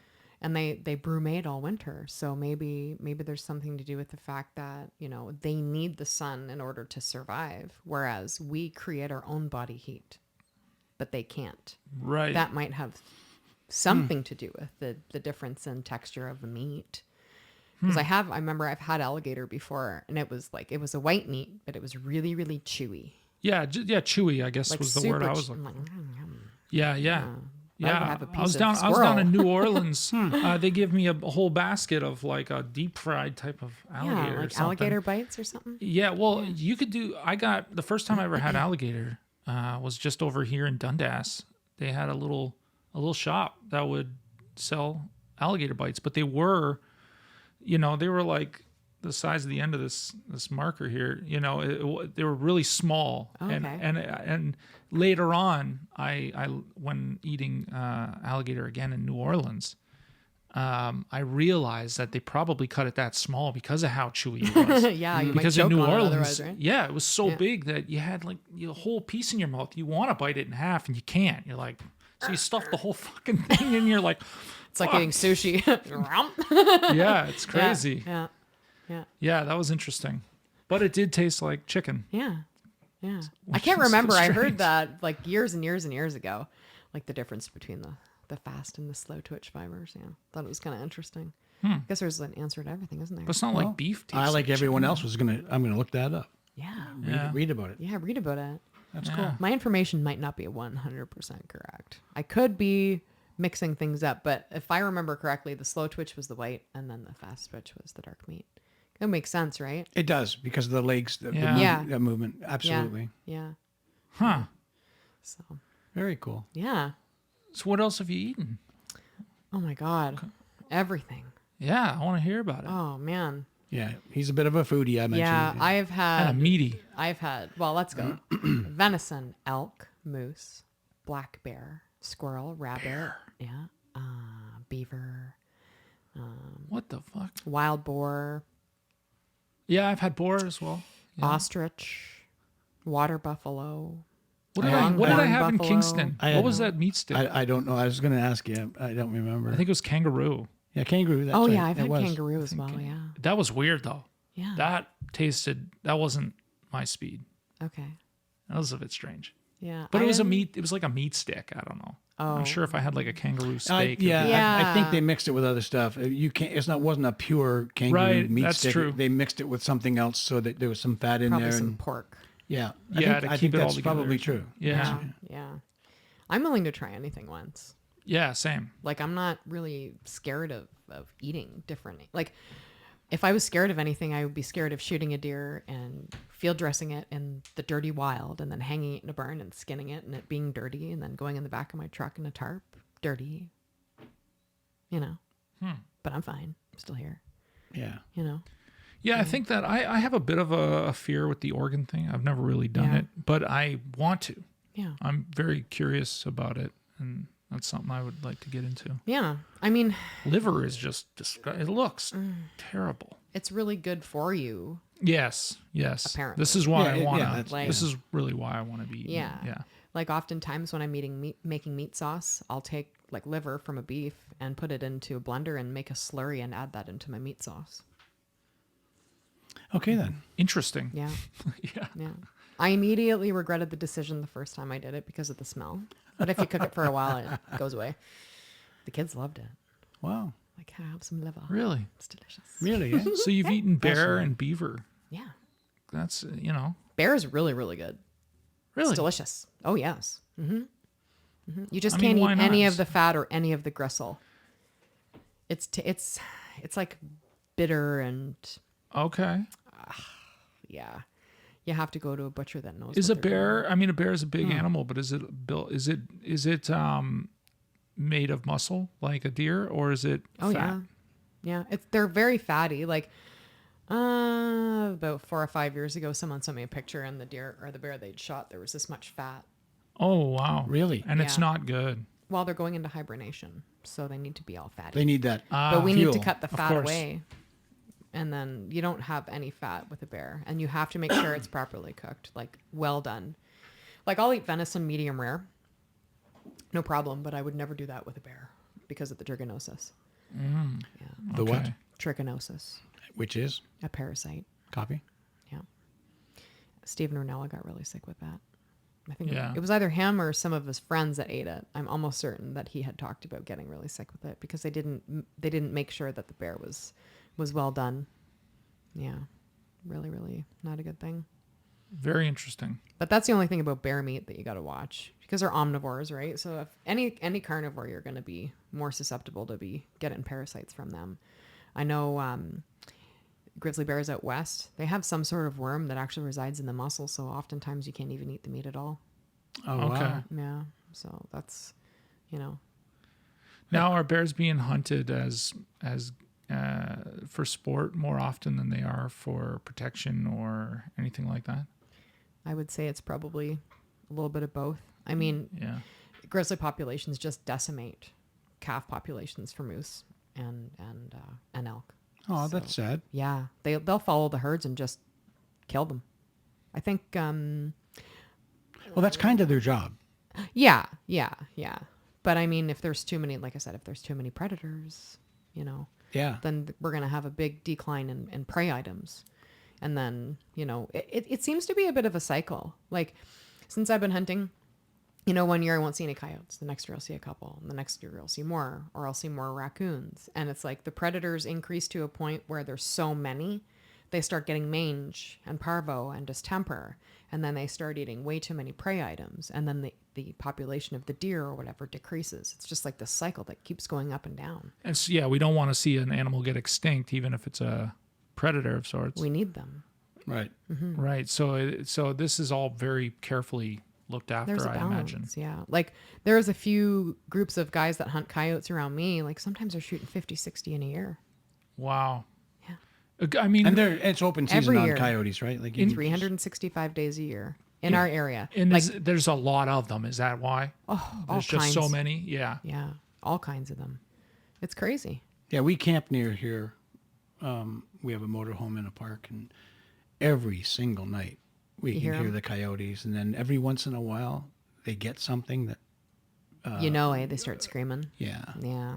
We've heard dogs in the park get attacked by them. Oh gosh. gosh. Oh, you can hear it. It's horrifying. Yeah, it's sad stuff. There was a show I was watching, and it was about this coyote that lived in the GTA. There's this gully in the middle of the GTA, and they went in the burrow of this den, and they found all these cat toys, dog toys, collars, all sorts of things. So it's picking off people's pets, stealing their toys. I mean, when a predator, why is it still here? Wow. Save the coyote! It's eating my dog. Oh. But people are only. I mean, the dog gets killed by a coyote, but it's. It's the same. It's the same shit, really, isn't it? Except Coyote that you're doesn't know. emotionally. You're just emotionally attached to it. It's the same way as like you watch news and you just kind of go, "Oh no, a whole bunch of people killed in such and such city far away. Oh, that's too bad." And then you go eat lunch and forget about it. Right. But if it's your own family member or it's somebody close to you, it's a different ball game. Oh, for sure. Yep. The coyote knows no different. Neither does the dog. No. There's no difference between the dog getting killed and there's a little deer running away. They don't know the difference. Prey's prey. Right? Yeah. Interesting. Yeah. Just lucky we don't have wolf packs around here. I'm thankful for that. Humans are fucking with everything, aren't they? We don't have wolf packs? No. Like, so any wolf that we see is kind of lone? I would say so, yeah. Huh. Yeah. Like, interesting. Yeah, we don't see that. Like, there used to be rumors around our area that there was a pack of wolves that lived along the lake. And my dad said one day he did see one. But I've never seen anything like that. And I have trail cameras all over the property. So, and you'd think that eventually, after having trail cameras out there for 8 years, I'd catch something somewhere. Sure. Even in the remote areas, the ones that send the pictures to your cell phone. Yeah. Yeah. Put that in the very back of the property. And then you're never there. So if you do have a large animal that you're keeping an eye on, a deer specifically, you're not disturbing their environment. So they're more likely to be there when you go sit out there to go hunt them. So are you aware of what you're hunting? It's already there. I mean, sometimes. You might go out and see, obviously you discover a deer or something, but are you aware of what's in your yard? Generally speaking, yeah. Yeah. I mean, the way the property is, there's no resident bucks. So some people have the luxury of having these animals that just live on their property all the time. They never leave. My property is more like a junction, so they come through. So more often than not, I've never seen the buck on the trail camera that I've shot. Ever. And sometimes I do. Really? Yeah. Yeah. Like, Interesting. I shot a couple deer over the past few years that had really bizarre looking antlers. So I knew that particular deer was the same one on the trail camera. And I ended up connecting with it and harvesting the animal. But that doesn't happen often for me. It's not like I'm watching them grow every year and saying, "Oh, this deer is this deer. I've named it now and I've watched it grow for 5 years and I think now that the antlers are large enough, I'm going to harvest it." Okay. That's not how it works for me. If it's brown, it's down. I don't care what's on its head. Yeah. I just shoot for meat. First 2 deer I see every year. I don't care what they look like. Well, this year, obviously, you have to have antlered deer because of my licensing and stuff. But right. If it's brown, it's down. If it flies, it dies. If it's brown, it's down. Fascinating. We love bird hunting now. Well, now that with the dog, right? It's super fun. It must be really difficult to, do you call it taxidermy, a bird? Is that what do you call it? Taxidermy. Oh, What's that's taxidermy. So when I'm going to taxidermy this bird. Yeah. Okay. Yeah. So you get a little finch. Oh, that's illegal. Oh, okay. No finches, everybody. Let's talk about a pheasant. Okay. Okay. That's totally legal. So a pheasant, but it's not so tiny. It's still a fairly large bird. Yeah. But when you do that, you clean it out of all its bones and everything too, and the skull too, right? Sometimes you leave the skull. It depends on the bird. I was going to say that's got to be awfully difficult. Yeah. Ducks. I've mounted a few ducks and basically just want to remove they're quite fatty on the skin. So you have to take a pair of scissors and Duck I actually is tasty. hand flesh them. You know what? I don't really like it. Really? Yeah. But I haven't ever cooked it for myself. He loves I it. love it. So I'm sure if I made it now, it might not be so bad, Yeah. But I'm not really a duck hunter. Right. I will be now, hopefully, with my little pupperoonie. She can go get my ducks for me. When I do. Of course. Yeah, Of yeah. course. Well, she got her water dog junior title. We'll have to talk about her shortly too. But, Let's but talk yeah. about Adlie. Okay, got distracted. No, that's all right. What did we just say? Oh, Oh, about the birds, about bird birds mounting, and ducks and stuff. So you have to clean all the fat and stuff off of the underside of the skin. Every feather is connected by this little tiny ligament. It almost looks like a crossword all under the skin. It's very, very interesting. Oh, wow. They're all attached. So, you see the bird fluff up. It's kind of fluffing all that up, and the feathers are coming up. You don't want to ever destroy those, because when you put everything back together, you actually have to track the feathers. They're all on those lines. So you take a very small needle tool and you track every feather. Yeah.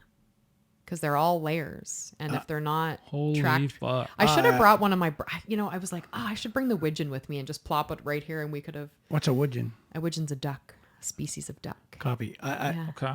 I just hearing that, if I ever become a taxidermist, I'm not doing ducks. Yeah. Sounds Everything's monotonous. difficult in its Wow. own. Yeah. That's got it. That's time consuming. What do you do with the beak? Well, the ducks, you skin around the beak, and then you get an artificial head that's been cast. Okay. So you take your measurements of the head of the duck and try to measure it up as accordingly as you can. And then when you're putting the fake head back into the skin, you have to super glue the feathers on the edge of the beak. So you have to paint the beak the color. It all comes, it's just all white. You have to make your neck. So you get a piece of wire, like the same method of making a tail. It's the same method. You just wrap it. So you take a measurement from the circumference of the neck and you make it the same. And then the body of the bird, there are certain areas like where the wings connect into the carcass or where the legs connect into the carcass. You have to measure the carcass of the bird and then purchase a form relative to the same size. But you're making your own neck, and then the feet you paint. You use the same feet. You can use artificial. There's a lot of artwork to this. There's a lot. It's not just To get the right color. slapping things together. Yeah. Wow. Well, then there's the people doing wings out like this. And They're all like, let's say I was a bird. I would have a wire all the way to the end of my wing. right. So I could do it so it's like back, or maybe it's flying, or maybe it's bringing it forward and preening itself. Or playing in a band. Yeah. Or it's grabbing onto the edge of a cliff and looking down I'm a badass. like this. Yeah. Yeah, it's really, there's so many methods to doing taxidermy. And, I'm sure there's so many different ways of getting there, but we always have the same end result. So. Right. Yeah. It's fascinating. I really is. I'm a little bit biased. I think it's absolutely fantastic.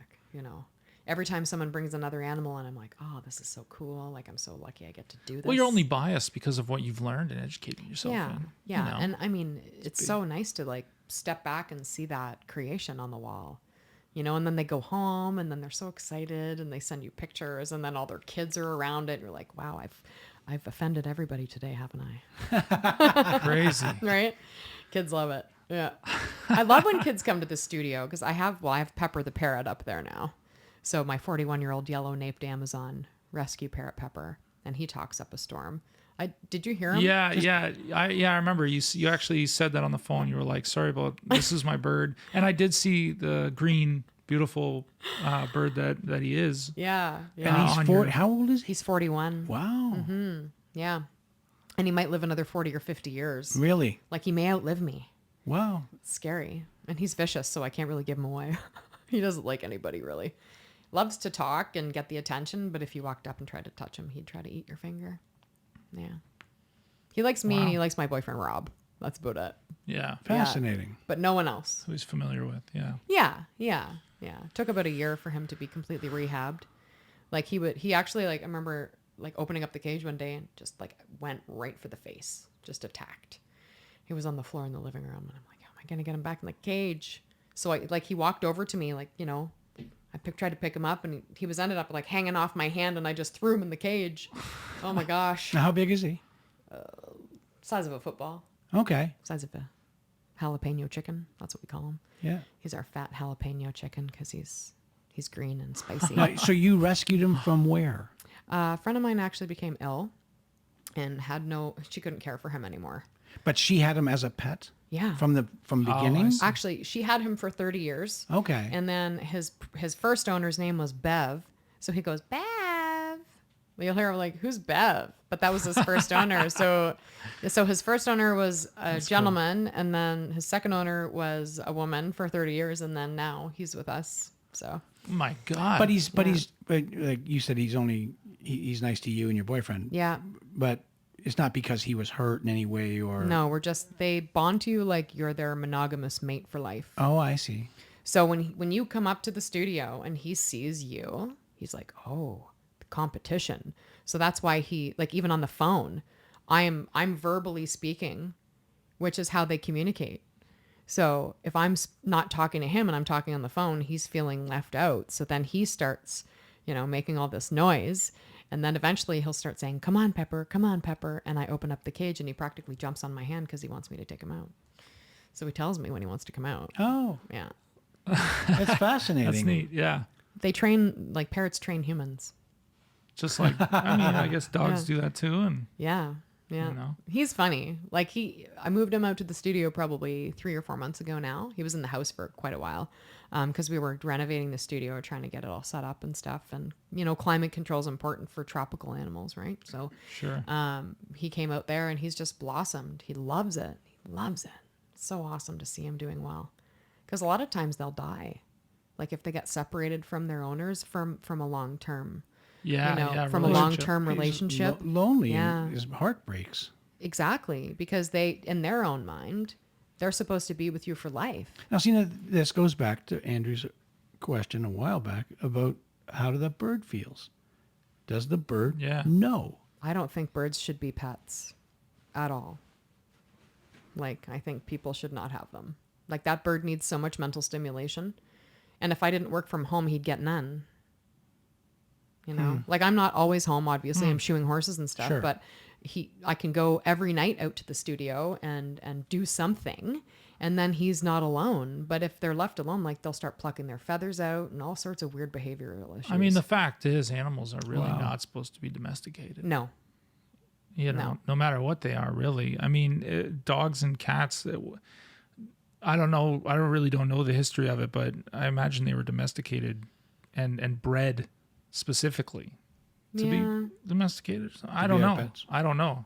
I believe like the dog, the origin of the dog was more or less like, us way, way long ago starting to feed them because they gave us protection from other wild animals, like other wolves. Yeah, makes absolute sense. And then from there, people started, like every dog in the world has wolf DNA. So they're all derived from that. But how we came up with a Weimaraner or a Yorkie, where like how are these two dogs related? They look nothing alike, not even remotely the same size. Well, you could say that about a couple of humans too. Oh, definitely. Yeah, crazy. I know. Imagine if we all looked the same. How freaky would that be? Yeah, well, we'll get there someday. Yeah, I think we're gonna get there. When the 1,000 years aliens from now, come. really. They're always talking about that on the Joe Rogan podcast. Yeah. You know what you got to do is stuff an alien. That would be. That's a new ball game. Just a right second. there. Can you imagine the guy at the other end of the phone when you order that piece of styrofoam? I need an alien form. What? We don't carry. Damn it! I'm gonna have to make my own. Here are the measurements. Yeah. It's Darn. a big project, but worth it. Yeah. How big would an alien really be? Yeah. Yeah, that's it's freaky interesting. though. Do you ever listen to podcasts where they talk about UFOs? Yeah. Oh yeah. Right? I guess We're doing one right now. Are you? Yeah, there we go. Let's You let's brought talk it up. about it. Oh Yeah. my gosh. Well, one of my friends was telling me about all these hundreds of galaxies that they've just recently discovered through NASA. Yeah. Yeah. I almost said NAVDA. I'm used to saying that. That's the North American Versatile Hunting Dog Association. They sorry. probably didn't So find this. no, NASA, not NAVDA. NASA. And she showed me all these pictures. So there's like all these hundreds of galaxies just like ours. And I'm starting to think like, are we a TV show really? Are we really a TV show? Think about that every day. A TV show? It's freaky. No, like the aliens, Yeah. And they're sent us watching here. us. Yeah. Like how long will it take Homo sapiens to ruin planet Earth? We're some kid's project somewhere. Yeah. Yeah, you never know. No, you don't, do you? But who knows? We're doing a good job ruining the Earth, though, aren't we? Yeah, It's yeah. pretty Well, I don't know. arrogant of human beings to believe that we're alone. Oh, for sure. For sure. Isn't that the craziest thing, though, when you think about it? Yeah. It is. Aliens. Like, Yeah, it is. Just think of this, the hunting opportunities that are opening up. Yeah. for humans. Well, you got to imagine too that on a planet somewhere where there might be an alien species similar to ours, and that it's got some kind of conscious mind or whatever it's got, that they have their own hunt. They got their own predators and their own. I wonder if they have paper tags you print off the internet. Yeah. Maybe that's why they don't hunt here, because they don't want to do that. Yeah. True. Yeah. True. What happened to the plastic tag? They got ridiculous rules down there Dang on it. Earth. Why don't they figure out something biodegradable? It's crazy. Yeah. I don't know. I don't know why they don't. Like you could make it out of mushroom get it. mycelium and it would totally biodegrade. All natural. It could. Well, I don't know. I don't know why they wouldn't do that. Yeah. Because it costs money. The mushroom, the mycelium is a whole other podcast. Oh, yeah. You should really try to get Paul Stamets on your podcast. Who's Paul? He's like the most amazing mycologist in the entire world. And where does he live? Is he local? He's in Washington, I think. Okay, we'll get him. Yeah. He's the reason I started listening to podcasts. I started Really? listening to the Joe Rogan podcast. That rings a bell. Oh, is And, he the fellow with the hat? Yes. Yeah, he's the fellow awesome. with the With starts the with a mushroom G. cap of sorts. It's amazing. Like that was a very cool episode of Rogan to watch. Yeah. Yeah. I like I that. must have watched it 10 times. I'll Oh, listen wow. to it over and over again. It's just so much, people, judge on hunting and everything else, but like, why aren't you looking into that? Mm-hmm. Is it because pharma can't patent it because it's a natural thing that grows in nature? I legitimately think I had a horseshoeing client dump me because I brought that up and they worked for a pharma company. Oh, wow. Really? Like, what if psilocybin mushrooms could stop addiction? Completely stop addiction. it's coming. What if turkey ayahuasca. tail happening. mushrooms really can cure cancer? Yeah. Oh, My youngest daughter studies psychedelics. Yeah. does she Yeah. really? Yeah. Oh, yeah. She's That been is to Peru and she's spent time doing ayahuasca and San That's Pedro. right. I remember I listened to the last podcast you did, and I was like, "Wow, that must have been some trippy shit." Yeah. Yeah. And Yeah. she talks about the mycelium and what mushrooms can do and the communication in a forest. It's incredible. Right. Like every step you take, what is it, 400 miles or 400 kilometers of myceliums under each footstep you take? It's insane. Fucking insane. Yeah. That's The wild. trees can communicate with other trees across the forest because of mycelium under the ground. It's fascinating. Yeah. I mean, I think it was on that episode of Rogan where he talks about how monkeys are using tools now and how Are you they going to talk about the stoned ape hypothesis? Well, how there's apes in one part of the world that figured something out, and then on the other side of the world, suddenly they're doing it too. Oh. Right? So there's apes, and I wish I knew a little more about all this, but there's apes in South America or whatever that started using tools to do a particular task, and then literally on the other side of the world, overseas, cross land, where we assume monkeys can't go communicating with the other ones to tell them, hey, guys, we're doing this now. You should try it. But for some reason on the other side of the world, they started doing it at the exact same time. And, there's a theory that the mushrooms the mushroom underneath our land or however that works is what's traveling that communication. Interesting. I love that. Unless I'm fucking crazy, but I'm pretty sure that's something You're not like crazy. that. No, it's Something like that. it's a fascinating study. The mycelium and the communication between plants is absolutely mind-bending. It really is. Yeah. Yeah. Yeah, and I mean they say that plants can communicate through because they're all connected and the rooting and all this kind of stuff. I imagine with mushroom or the fungi thing being the majority of the Earth's like core or whatever. Yeah. They're everywhere. They got to be able to communicate, right? Reminds me of that movie Avatar. wild. Remember that? Yeah. Yeah, You guys ever seen that movie? Oh, yeah. Where they're Yeah. under the tree and yeah. It's a the cool whole movie. entire forest is just boom, boom, and that white light just starts. Yeah. Is that what right. happens when we walk on the ground? Is that what happens? Are we telling the mycelium something? I totally imagine that there is know? some kind of Yeah. something going on. Fascinating. It's mind-boggling. Like there's no real definitive answers to this. That's why you should spend time outdoors with bare feet. Yeah. Yeah, right. Grounding. Let it come Yeah, into you. yeah, exactly. I love being outside. That's right. Like wandering through the woods, and like one of my favorite things to do, well, because of Adlie too, obviously. We go out a lot on a lot of walks and stuff, is identifying trees and fungi now. Oh, wow. Mm-hmm. Okay. Because I'm really bad at that. Got to learn though. Andrew's a fun guy. Fungi or a fun guy?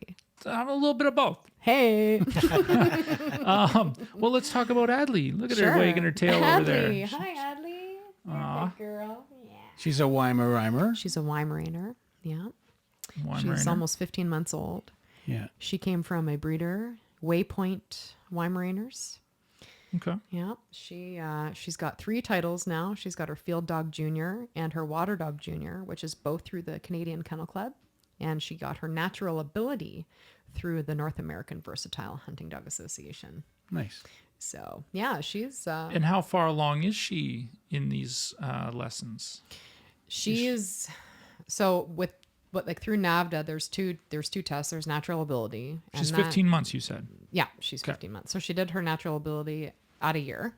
And there's an age limit. I believe it's 18 months. So after 18 months, the dog is too old to do the Natural Ability. So for natural ability, what they're doing is they're looking at the breeding and her abilities, instinct. Yeah. So we'll go out and there's a field portion.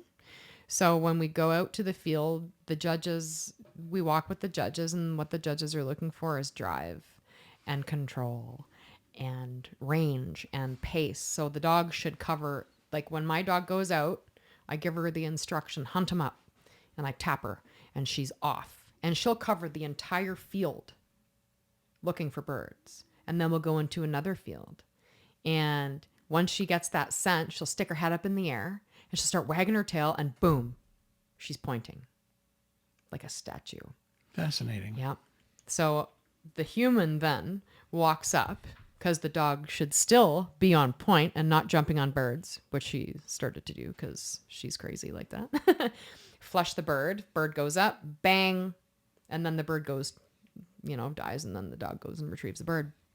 But she did a really good job at her Natural Ability. She ended up bringing back 4 birds that were not shot. They don't shoot birds over the junior test. So the dog, the birds fly up and they fly off, and she was gone. Like, I thought I'd failed because the dog just kept buggering off, but she'd keep bringing back these damn birds. I thought, oh my God, Adlie. Anyways, so we did the field portion, and then there's a swimming portion. So the dog has to successfully go into the water with no hesitation twice. So basically I just throw the bumper, she goes in, retrieves it, comes back, throw it again, goes, retrieves, comes back. And then there's a tracking aspect. So they take a pheasant and they kind of like chase it through the grass. And the dog actually has to put its nose down and make a forward progression to track the scent of the bird that's moving through the grass. And that's the Natural Ability test. Fascinating. Mm-hmm. Look at Wow. her. She knows you're talking about her. We're talking about birds. Hey, sweetie. Look at those eyes. We're talking about Yeah, birds. she's beautiful. She is. Yeah, and she actually got a perfect score of 112 at her Natural Ability test. Sweet. Wow. I've never gotten that. Oh, my dog has, but I haven't. Yeah, and then Field Dog Junior, we did that a couple weeks prior to our Natural Ability, which basically is just a field portion of the Natural Ability test. That's all that is. They're just looking to see that the dog is ranging and then pointing and holding point. Because essentially, for safety reasons, I mean, some people don't do this, but the dog should be steady to fall, which means when the bird flies up, that's called the flush. And then you shoot, and then the falls when the bird's been shot and is now expired and is now dead in the grass. Now I can send my dog to fetch that bird, because the dog should never be in front of the guns going off. Of course not. Sure, oh my God. of course. Right. So, I mean, she's not steady enough for that now. We're working on that. So your question of the next step in her training is to steady her at whoa. So she's steady. The gunshots, she'll whoa. I can fetch all day long with her, but as soon as she hears a gunshot go off, it's game over. She knows what that means. She knows that there's a bird to retrieve, a prize. And for her, that's like the ultimate. Like, she'd rather go retrieve a bird than have a cookie. Yeah. Really? Yep. Yeah. This like she's super calm and super quiet, but man, you put her in a field and don't let her calm demeanor fool you. Like she's a hunting neat. machine. She's on. Yeah. So why this dog? Why this breed? particular breed? Yeah. I saw this breed of dog and I just fell in love with it. And I thought, what a beautiful animal that is. And I knew the breeder for such a long time that I didn't want to, I didn't want another rescue animal. I didn't want anyone else's baggage. I wanted, and I mean, I've done my fair share of rescuing, and I will say that, yeah, rescue dogs definitely need homes too. But if you're going to buy a dog and you're going to do something specific with it, find a good breeder, talk to the breeder, make sure you get breeder support. And like, that's probably the main reason I went with my breeder, because I knew no matter what, I can call Sue or Fred anytime. I'm having a problem with this. Sue's our mutual friend. Yeah. And they're legitimate breeders, though. Oh, unlike gosh. other people that call themselves breeders. Yes. Like what they have done, they've created the perfect Weimaraner. Yeah. I mean, there's a Really? lot of other breeders out there that have as well, but I'm lucky enough that, they were accessible, they were kind, they were inviting, they educated me prior to purchasing the dog because they did not want to set me or the dog up for failure. Sure. Like, you have to go on a waiting list. You go through, like, even though I knew them, I still had to go through the interviewing process once I was on the actual list, like legitimately on the list for a puppy. Yeah. Okay. Even though they know me, they know my lifestyle. They've known me for 9 years. I'm active. I hunt. I run. I walk. I do everything. I take the dog everywhere. I'm a good trainer. I don't let my dog jump up on furniture or people. They knew that the dog would have a great home, but I still had to go through all the motions.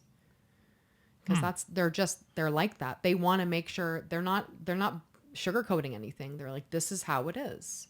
If you can't abide by this, you should not have this dog. Like, you need to go, like, no couch potatoes, please. You need to go and physically do 30 minutes of activity with them, with their dogs. And if you can't do it, sorry. Right on. That's cool. Like, if you said, hey, Andrew, you want a puppy? Yeah. All right. You got to come out and we got to make sure that you can actually handle the dog, which is good because, so many dogs go to places and they just. Well, it's similar to like what you're saying about a bird. I think maybe a bird is more extreme, but it's the same idea. Yeah. Yeah. You want to give the dog the life it's meant to have and not screw it up mentally. And exactly. Yeah. Yeah. So no, she's doing pretty good. It's really exciting. It's a new thing for me. I've been around horses for 30 something years. And this is my very first dog, like my performance dog anyway. Like, I have the farm dog or whatever, but like, I really want to get her to utility, which is the big test. That's a hard one. Like 4 or 5-year-old dogs are on that one. Utility? Yeah. So the dog is required to hunt for 45 minutes nonstop in a field, just nonstop. It has to maintain drive and pace for 45 minutes. Wow. And then the duck search. So it's like 10 or 15 minutes. So a duck is hidden in a marsh somewhere. Usually like it's in a bag so it can't get away. Okay. But you can, the planters know where it is. So you can go retrieve the bird if the dog doesn't actually find it. Right. They're not required to actually find the bird in the search.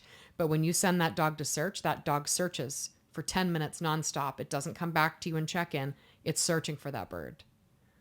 Oh, wow. And then they're steady at the blind. So you woe your dog at a blind and you walk away and you leave that dog and that dog stands there not moving an inch. Bang, bang, splash, splash. That dog's still sitting there. Until he's called.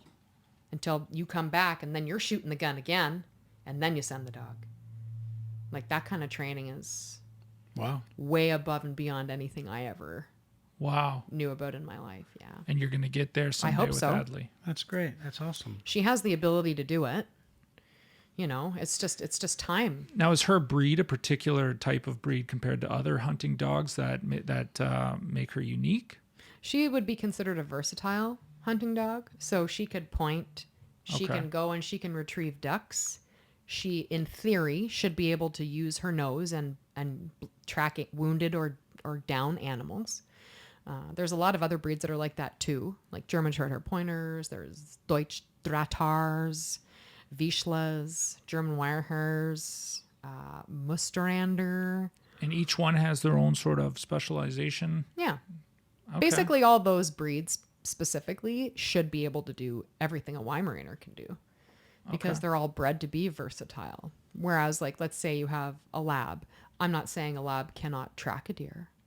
All I'm saying is, by trade and stereotyping the dog, they're a retrieving breed. So they would be used for duck hunting. So most people with, that use dogs for duck hunting, they don't have a Weim, they have a lab. Interesting. Okay. Yeah. Well, no, everybody's dogs are bred for different things. Yeah. But I really do love the NAVDA thing and the CKC thing, because you can do all sorts of different activities. Like water dog was so much fun. Like we had this thing called a zinger winger, and basically it's like a, it's so awesome. We call it the duckapult. So it's like a catapult. You put the we don't use live birds for this. That would be cruel. We use dead ones. You put it in and it goes quack, quack, quack, quack, quack. And then you press a button and it flings the duck in the air and bang with the friggin' starter pistol splash. And the dog's just going crazy because it wants to get that duck, eh? Right. Yeah, that was a lot of fun. So you hide in the bushes and help with the training. It's really cool. Why does the dog want the duck so bad? You said a duck over a cookie. Why? Just she's a natural retriever. Right. Okay. Like that's in her brain. That's what she wants to do. She wants to work. I'll let her loose. Let's say there was 100 people in a field. She would not go up to any single person.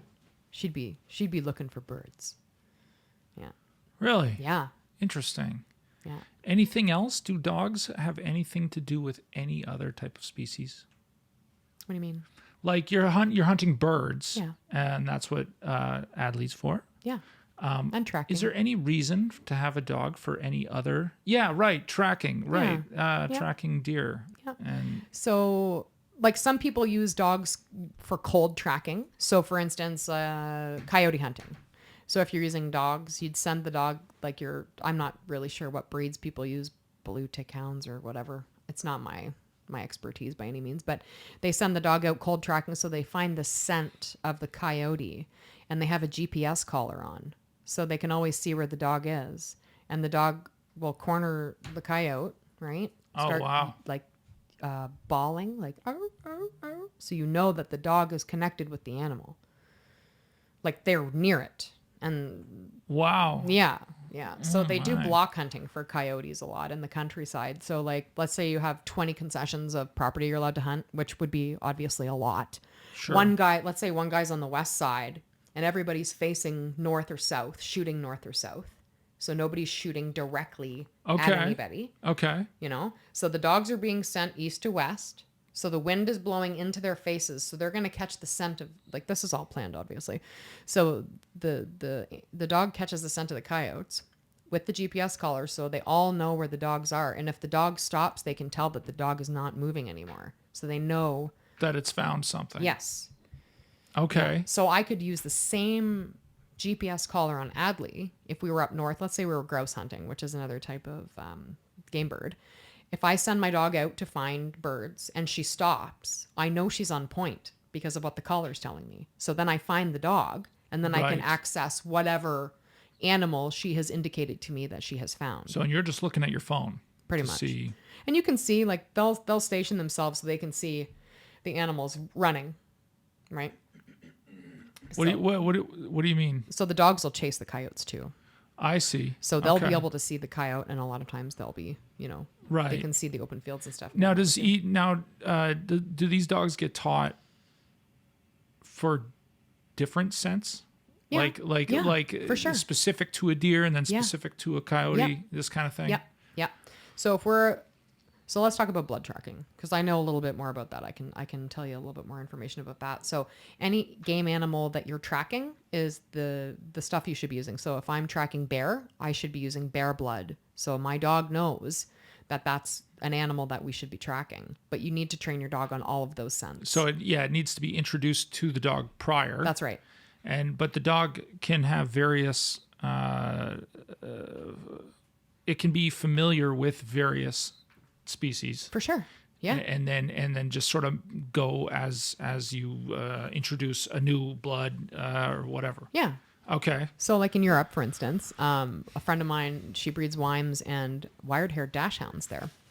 And she uses her little wired-haired dachshunds are also called Tekos. and they are amazing little tracking dogs. And her little pepperoni, she's found all kinds of things. Like she sent me a picture of this dog with a moose. Really? Yeah. A moose that she was unaware of. Well, she tracked it. She found a dead moose. This little dog, the size of your dog. Oh, wow. Yeah. Yeah.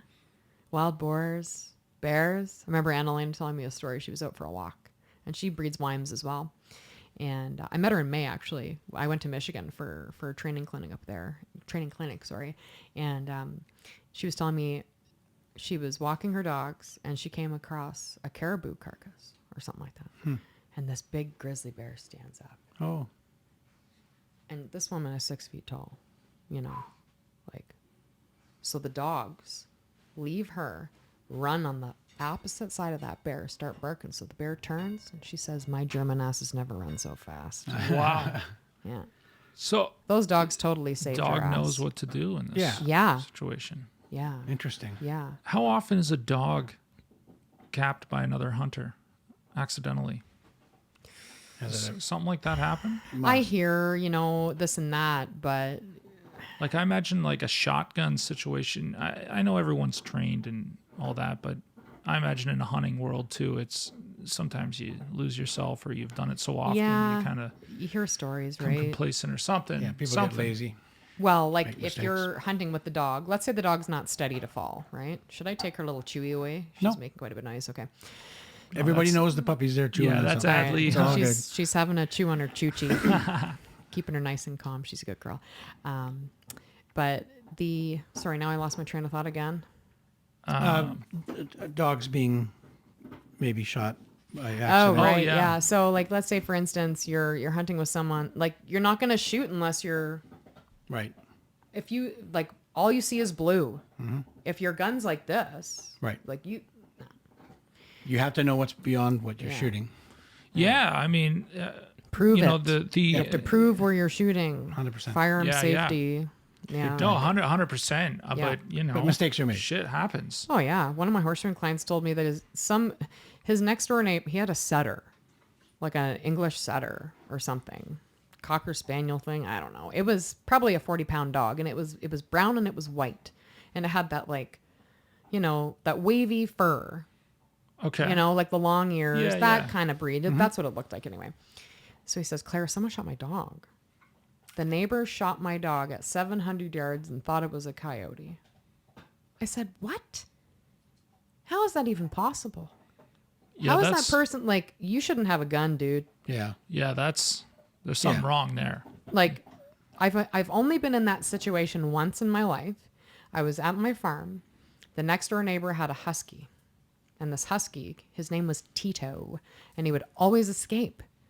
And I was walking, it was so weird. I was walking to the back of the farm. I had my 243 rifle in my hand because sometimes I'd just walk. Like I would just walk with a gun. I don't walk my dog without a gun with me now because I'm worried one day, like if she was in heat or something, coyotes smell that. Yeah. You Yeah. know? Yeah. She's not afraid of guns, but they will be, Sure. Okay. But so I'm walking to the back of the property, and I just see this whoosh across the driveway, and it looked like it was like a gray, hairy thing, and I thought it was a coyote. So I ran down the driveway, I throw the clip in, and I'm running, and I get the gun up, and the dog turned, and I could see where the collar had been rubbing its neck, and that's the only reason that dog is not dead. Well, Wow. so yeah. Well, That dog had no collar on. That dog looked like a coyote. absolutely. But Man. So you always have to make sure, like you can't, like I remember like walking her, you can just barely see her in the field at a distance, Yeah. so yeah. I wear a vest on her in the wintertime or hunting season, just to like a really thin orange, Yeah. bright I guess hunter that's orange, kind of what I was Makes- thinking when I makes asked the absolute question. sense. Like, Yeah.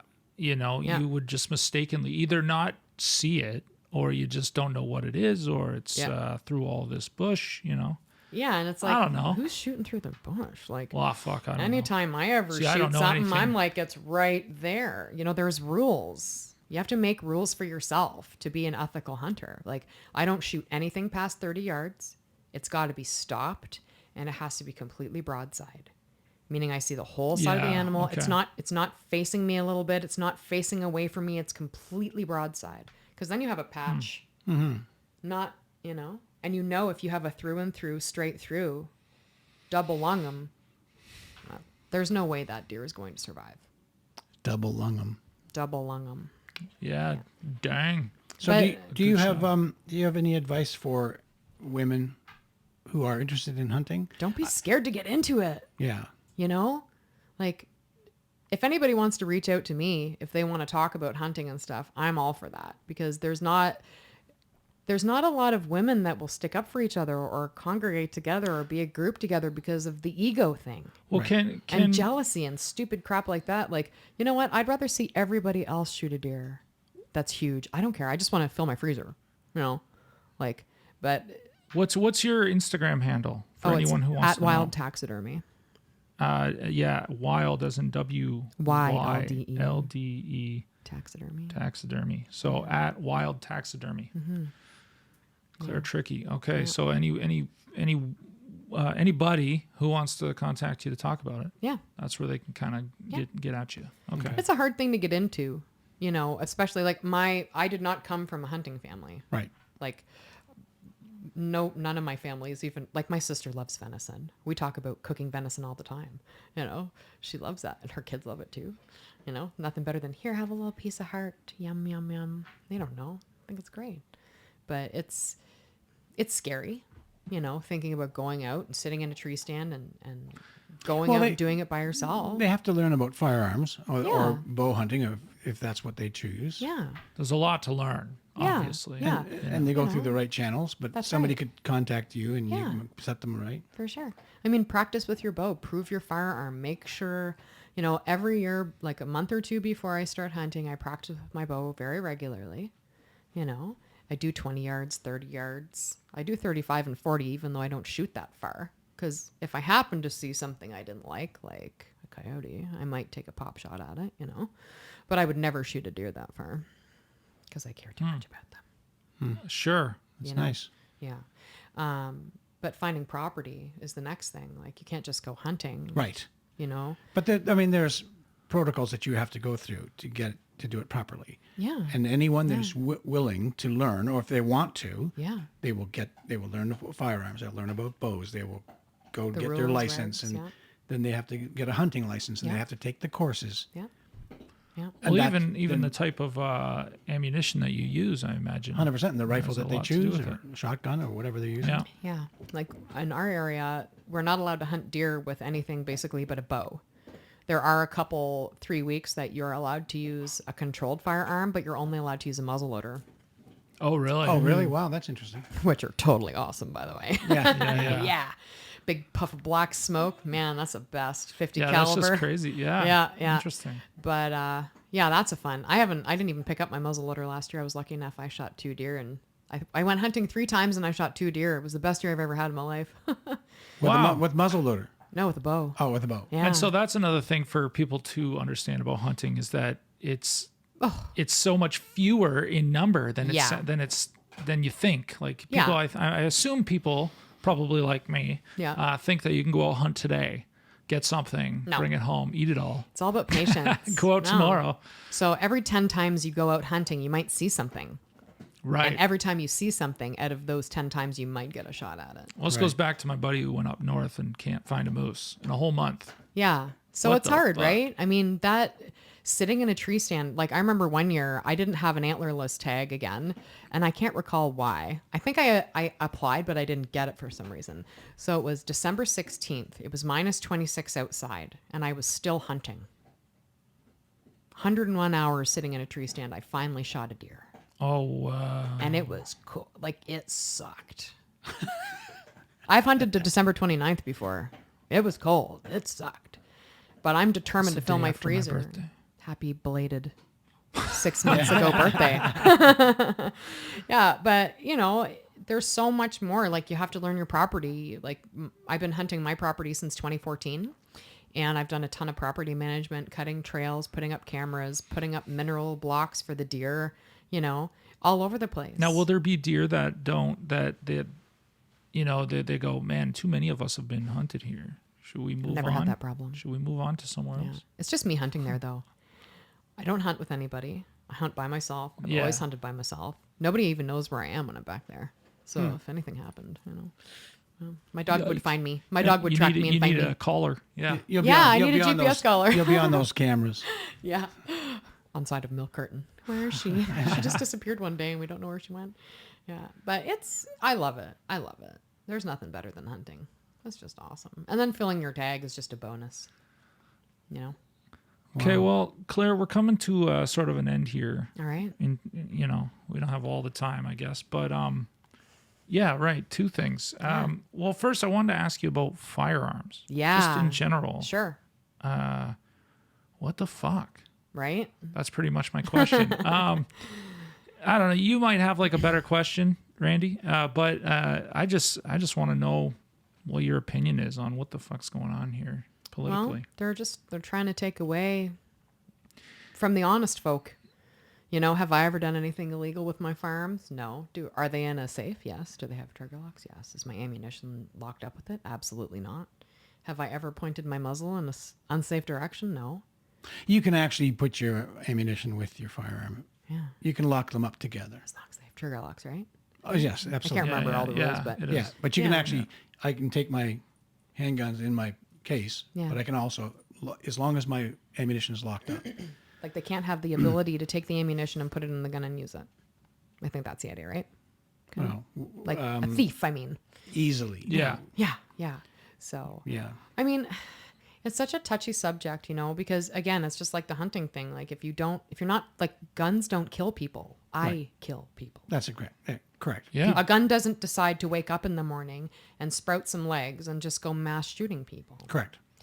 Do I believe that we need, like, fully automatic rifles obviously are prohibited. Like, they're not legal. We do not need them. Right. I mean, I have semi-automatic rifles I use for hunting. Right. And the reason I have semi-automatic is because there's less recoil and I'm a 5'2" woman. And I don't want to shoot a 300 mag and have my shoulder blown off. Right. Totally. Nor can I afford a $5,000 300 mag that doesn't have a ton of recoil. So there needs to be, I think that if we're going to the United States, like they don't have the regulations that we do here. Like we have a long gun registry, like we used to have a long gun registry, right?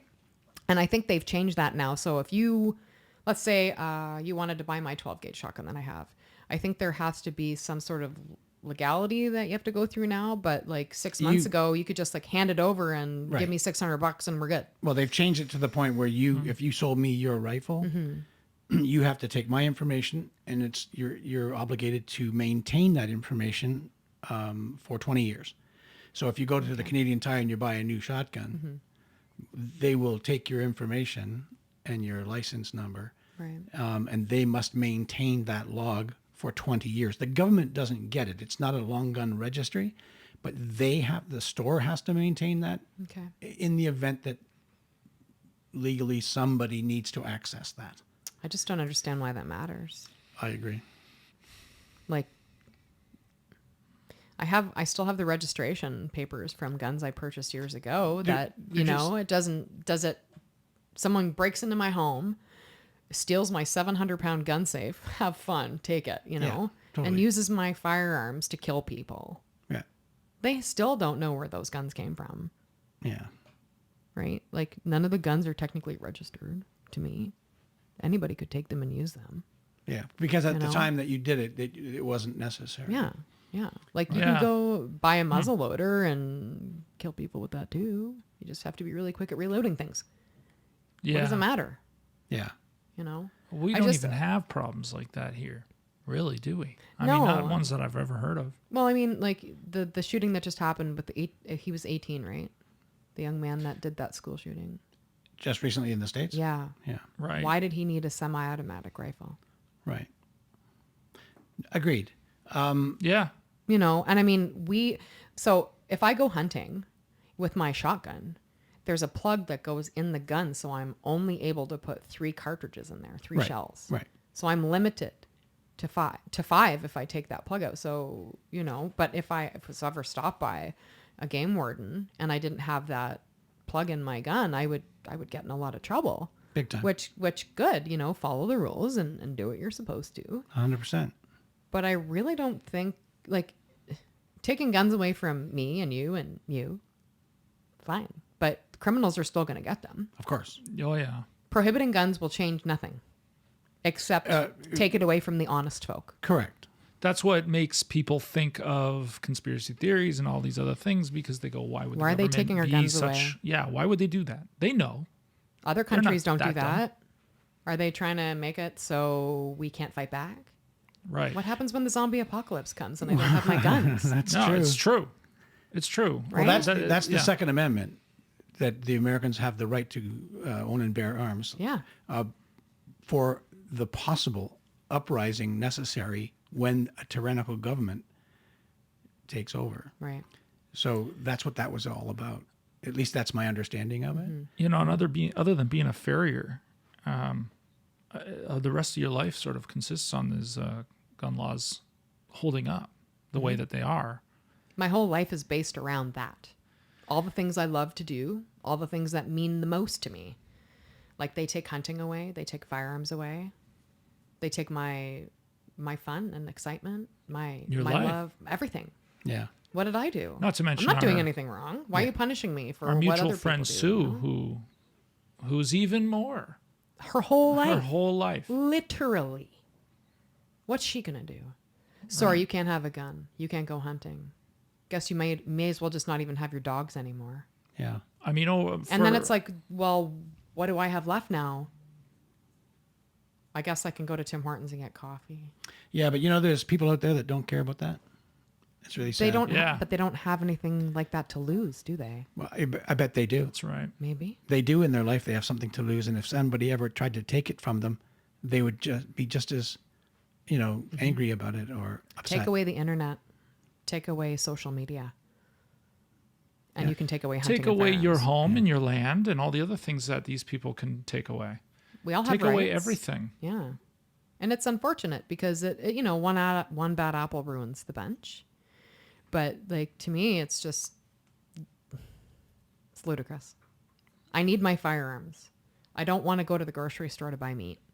If you take away my guns, I still have my bow, I guess, but for the most integral reasons too. That's the thing. And Yeah. people are totally missing it, and I hope that there's an education in here that you don't want to lose that because you don't want to go to the grocery store for integral reason. I don't want to support making myself sick. Making yourself know? sick, hurting animals the way that they shouldn't have been hurt. Yeah, like shame on hunters. abuse Go and buy blah, your blah, blah. food from the grocery store where no animal was harmed. Absolutely. And Like, what's what a bunch of fascinating crap. is that everyone listening to this, they absolutely know that what the government is doing nothing for crime. They're taking guns away from law-abiding citizens Yeah. who follow the rules. I go to a club and I shoot in a range, and everything's done properly. They all know it, but because they fear what they see in the media, Yeah. they fear guns. They don't have any experience with them. What's the funniest part of it is that I know people that are so against guns it's crazy. But when they travel to Arizona or Nevada, they go to the gun range and they shoot machine guns. Yeah. And they shoot and they It's have so a silly. blast. They actually have a blast This is doing it, great. and then come back and say, "Oh, no handguns." Yeah, and I got a buddy who when he's not a gun guy, but when he goes to Mexico for work, he's guarded by several men with guns.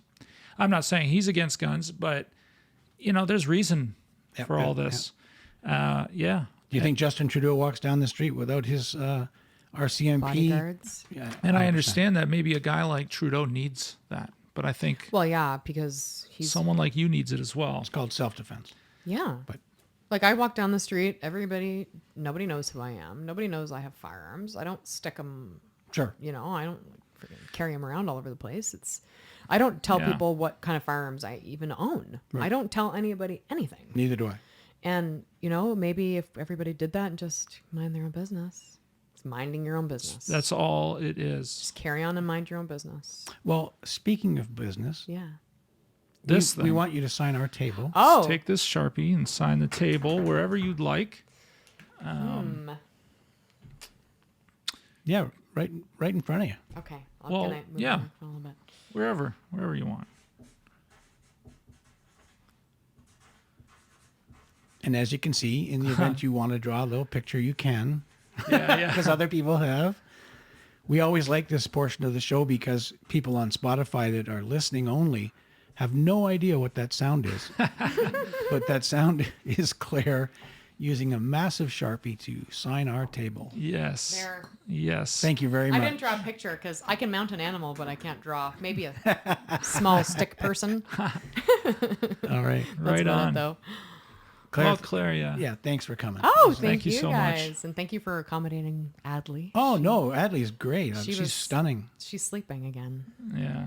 Yeah, she's a Perfect. good puppy. She's a chill She girl. was awesome. Yeah, right on. Thank you so much, Thank Claire. you guys. I appreciate it. No problem. Okay, that's it. Hurrah. Cut it, Deanna. Yay.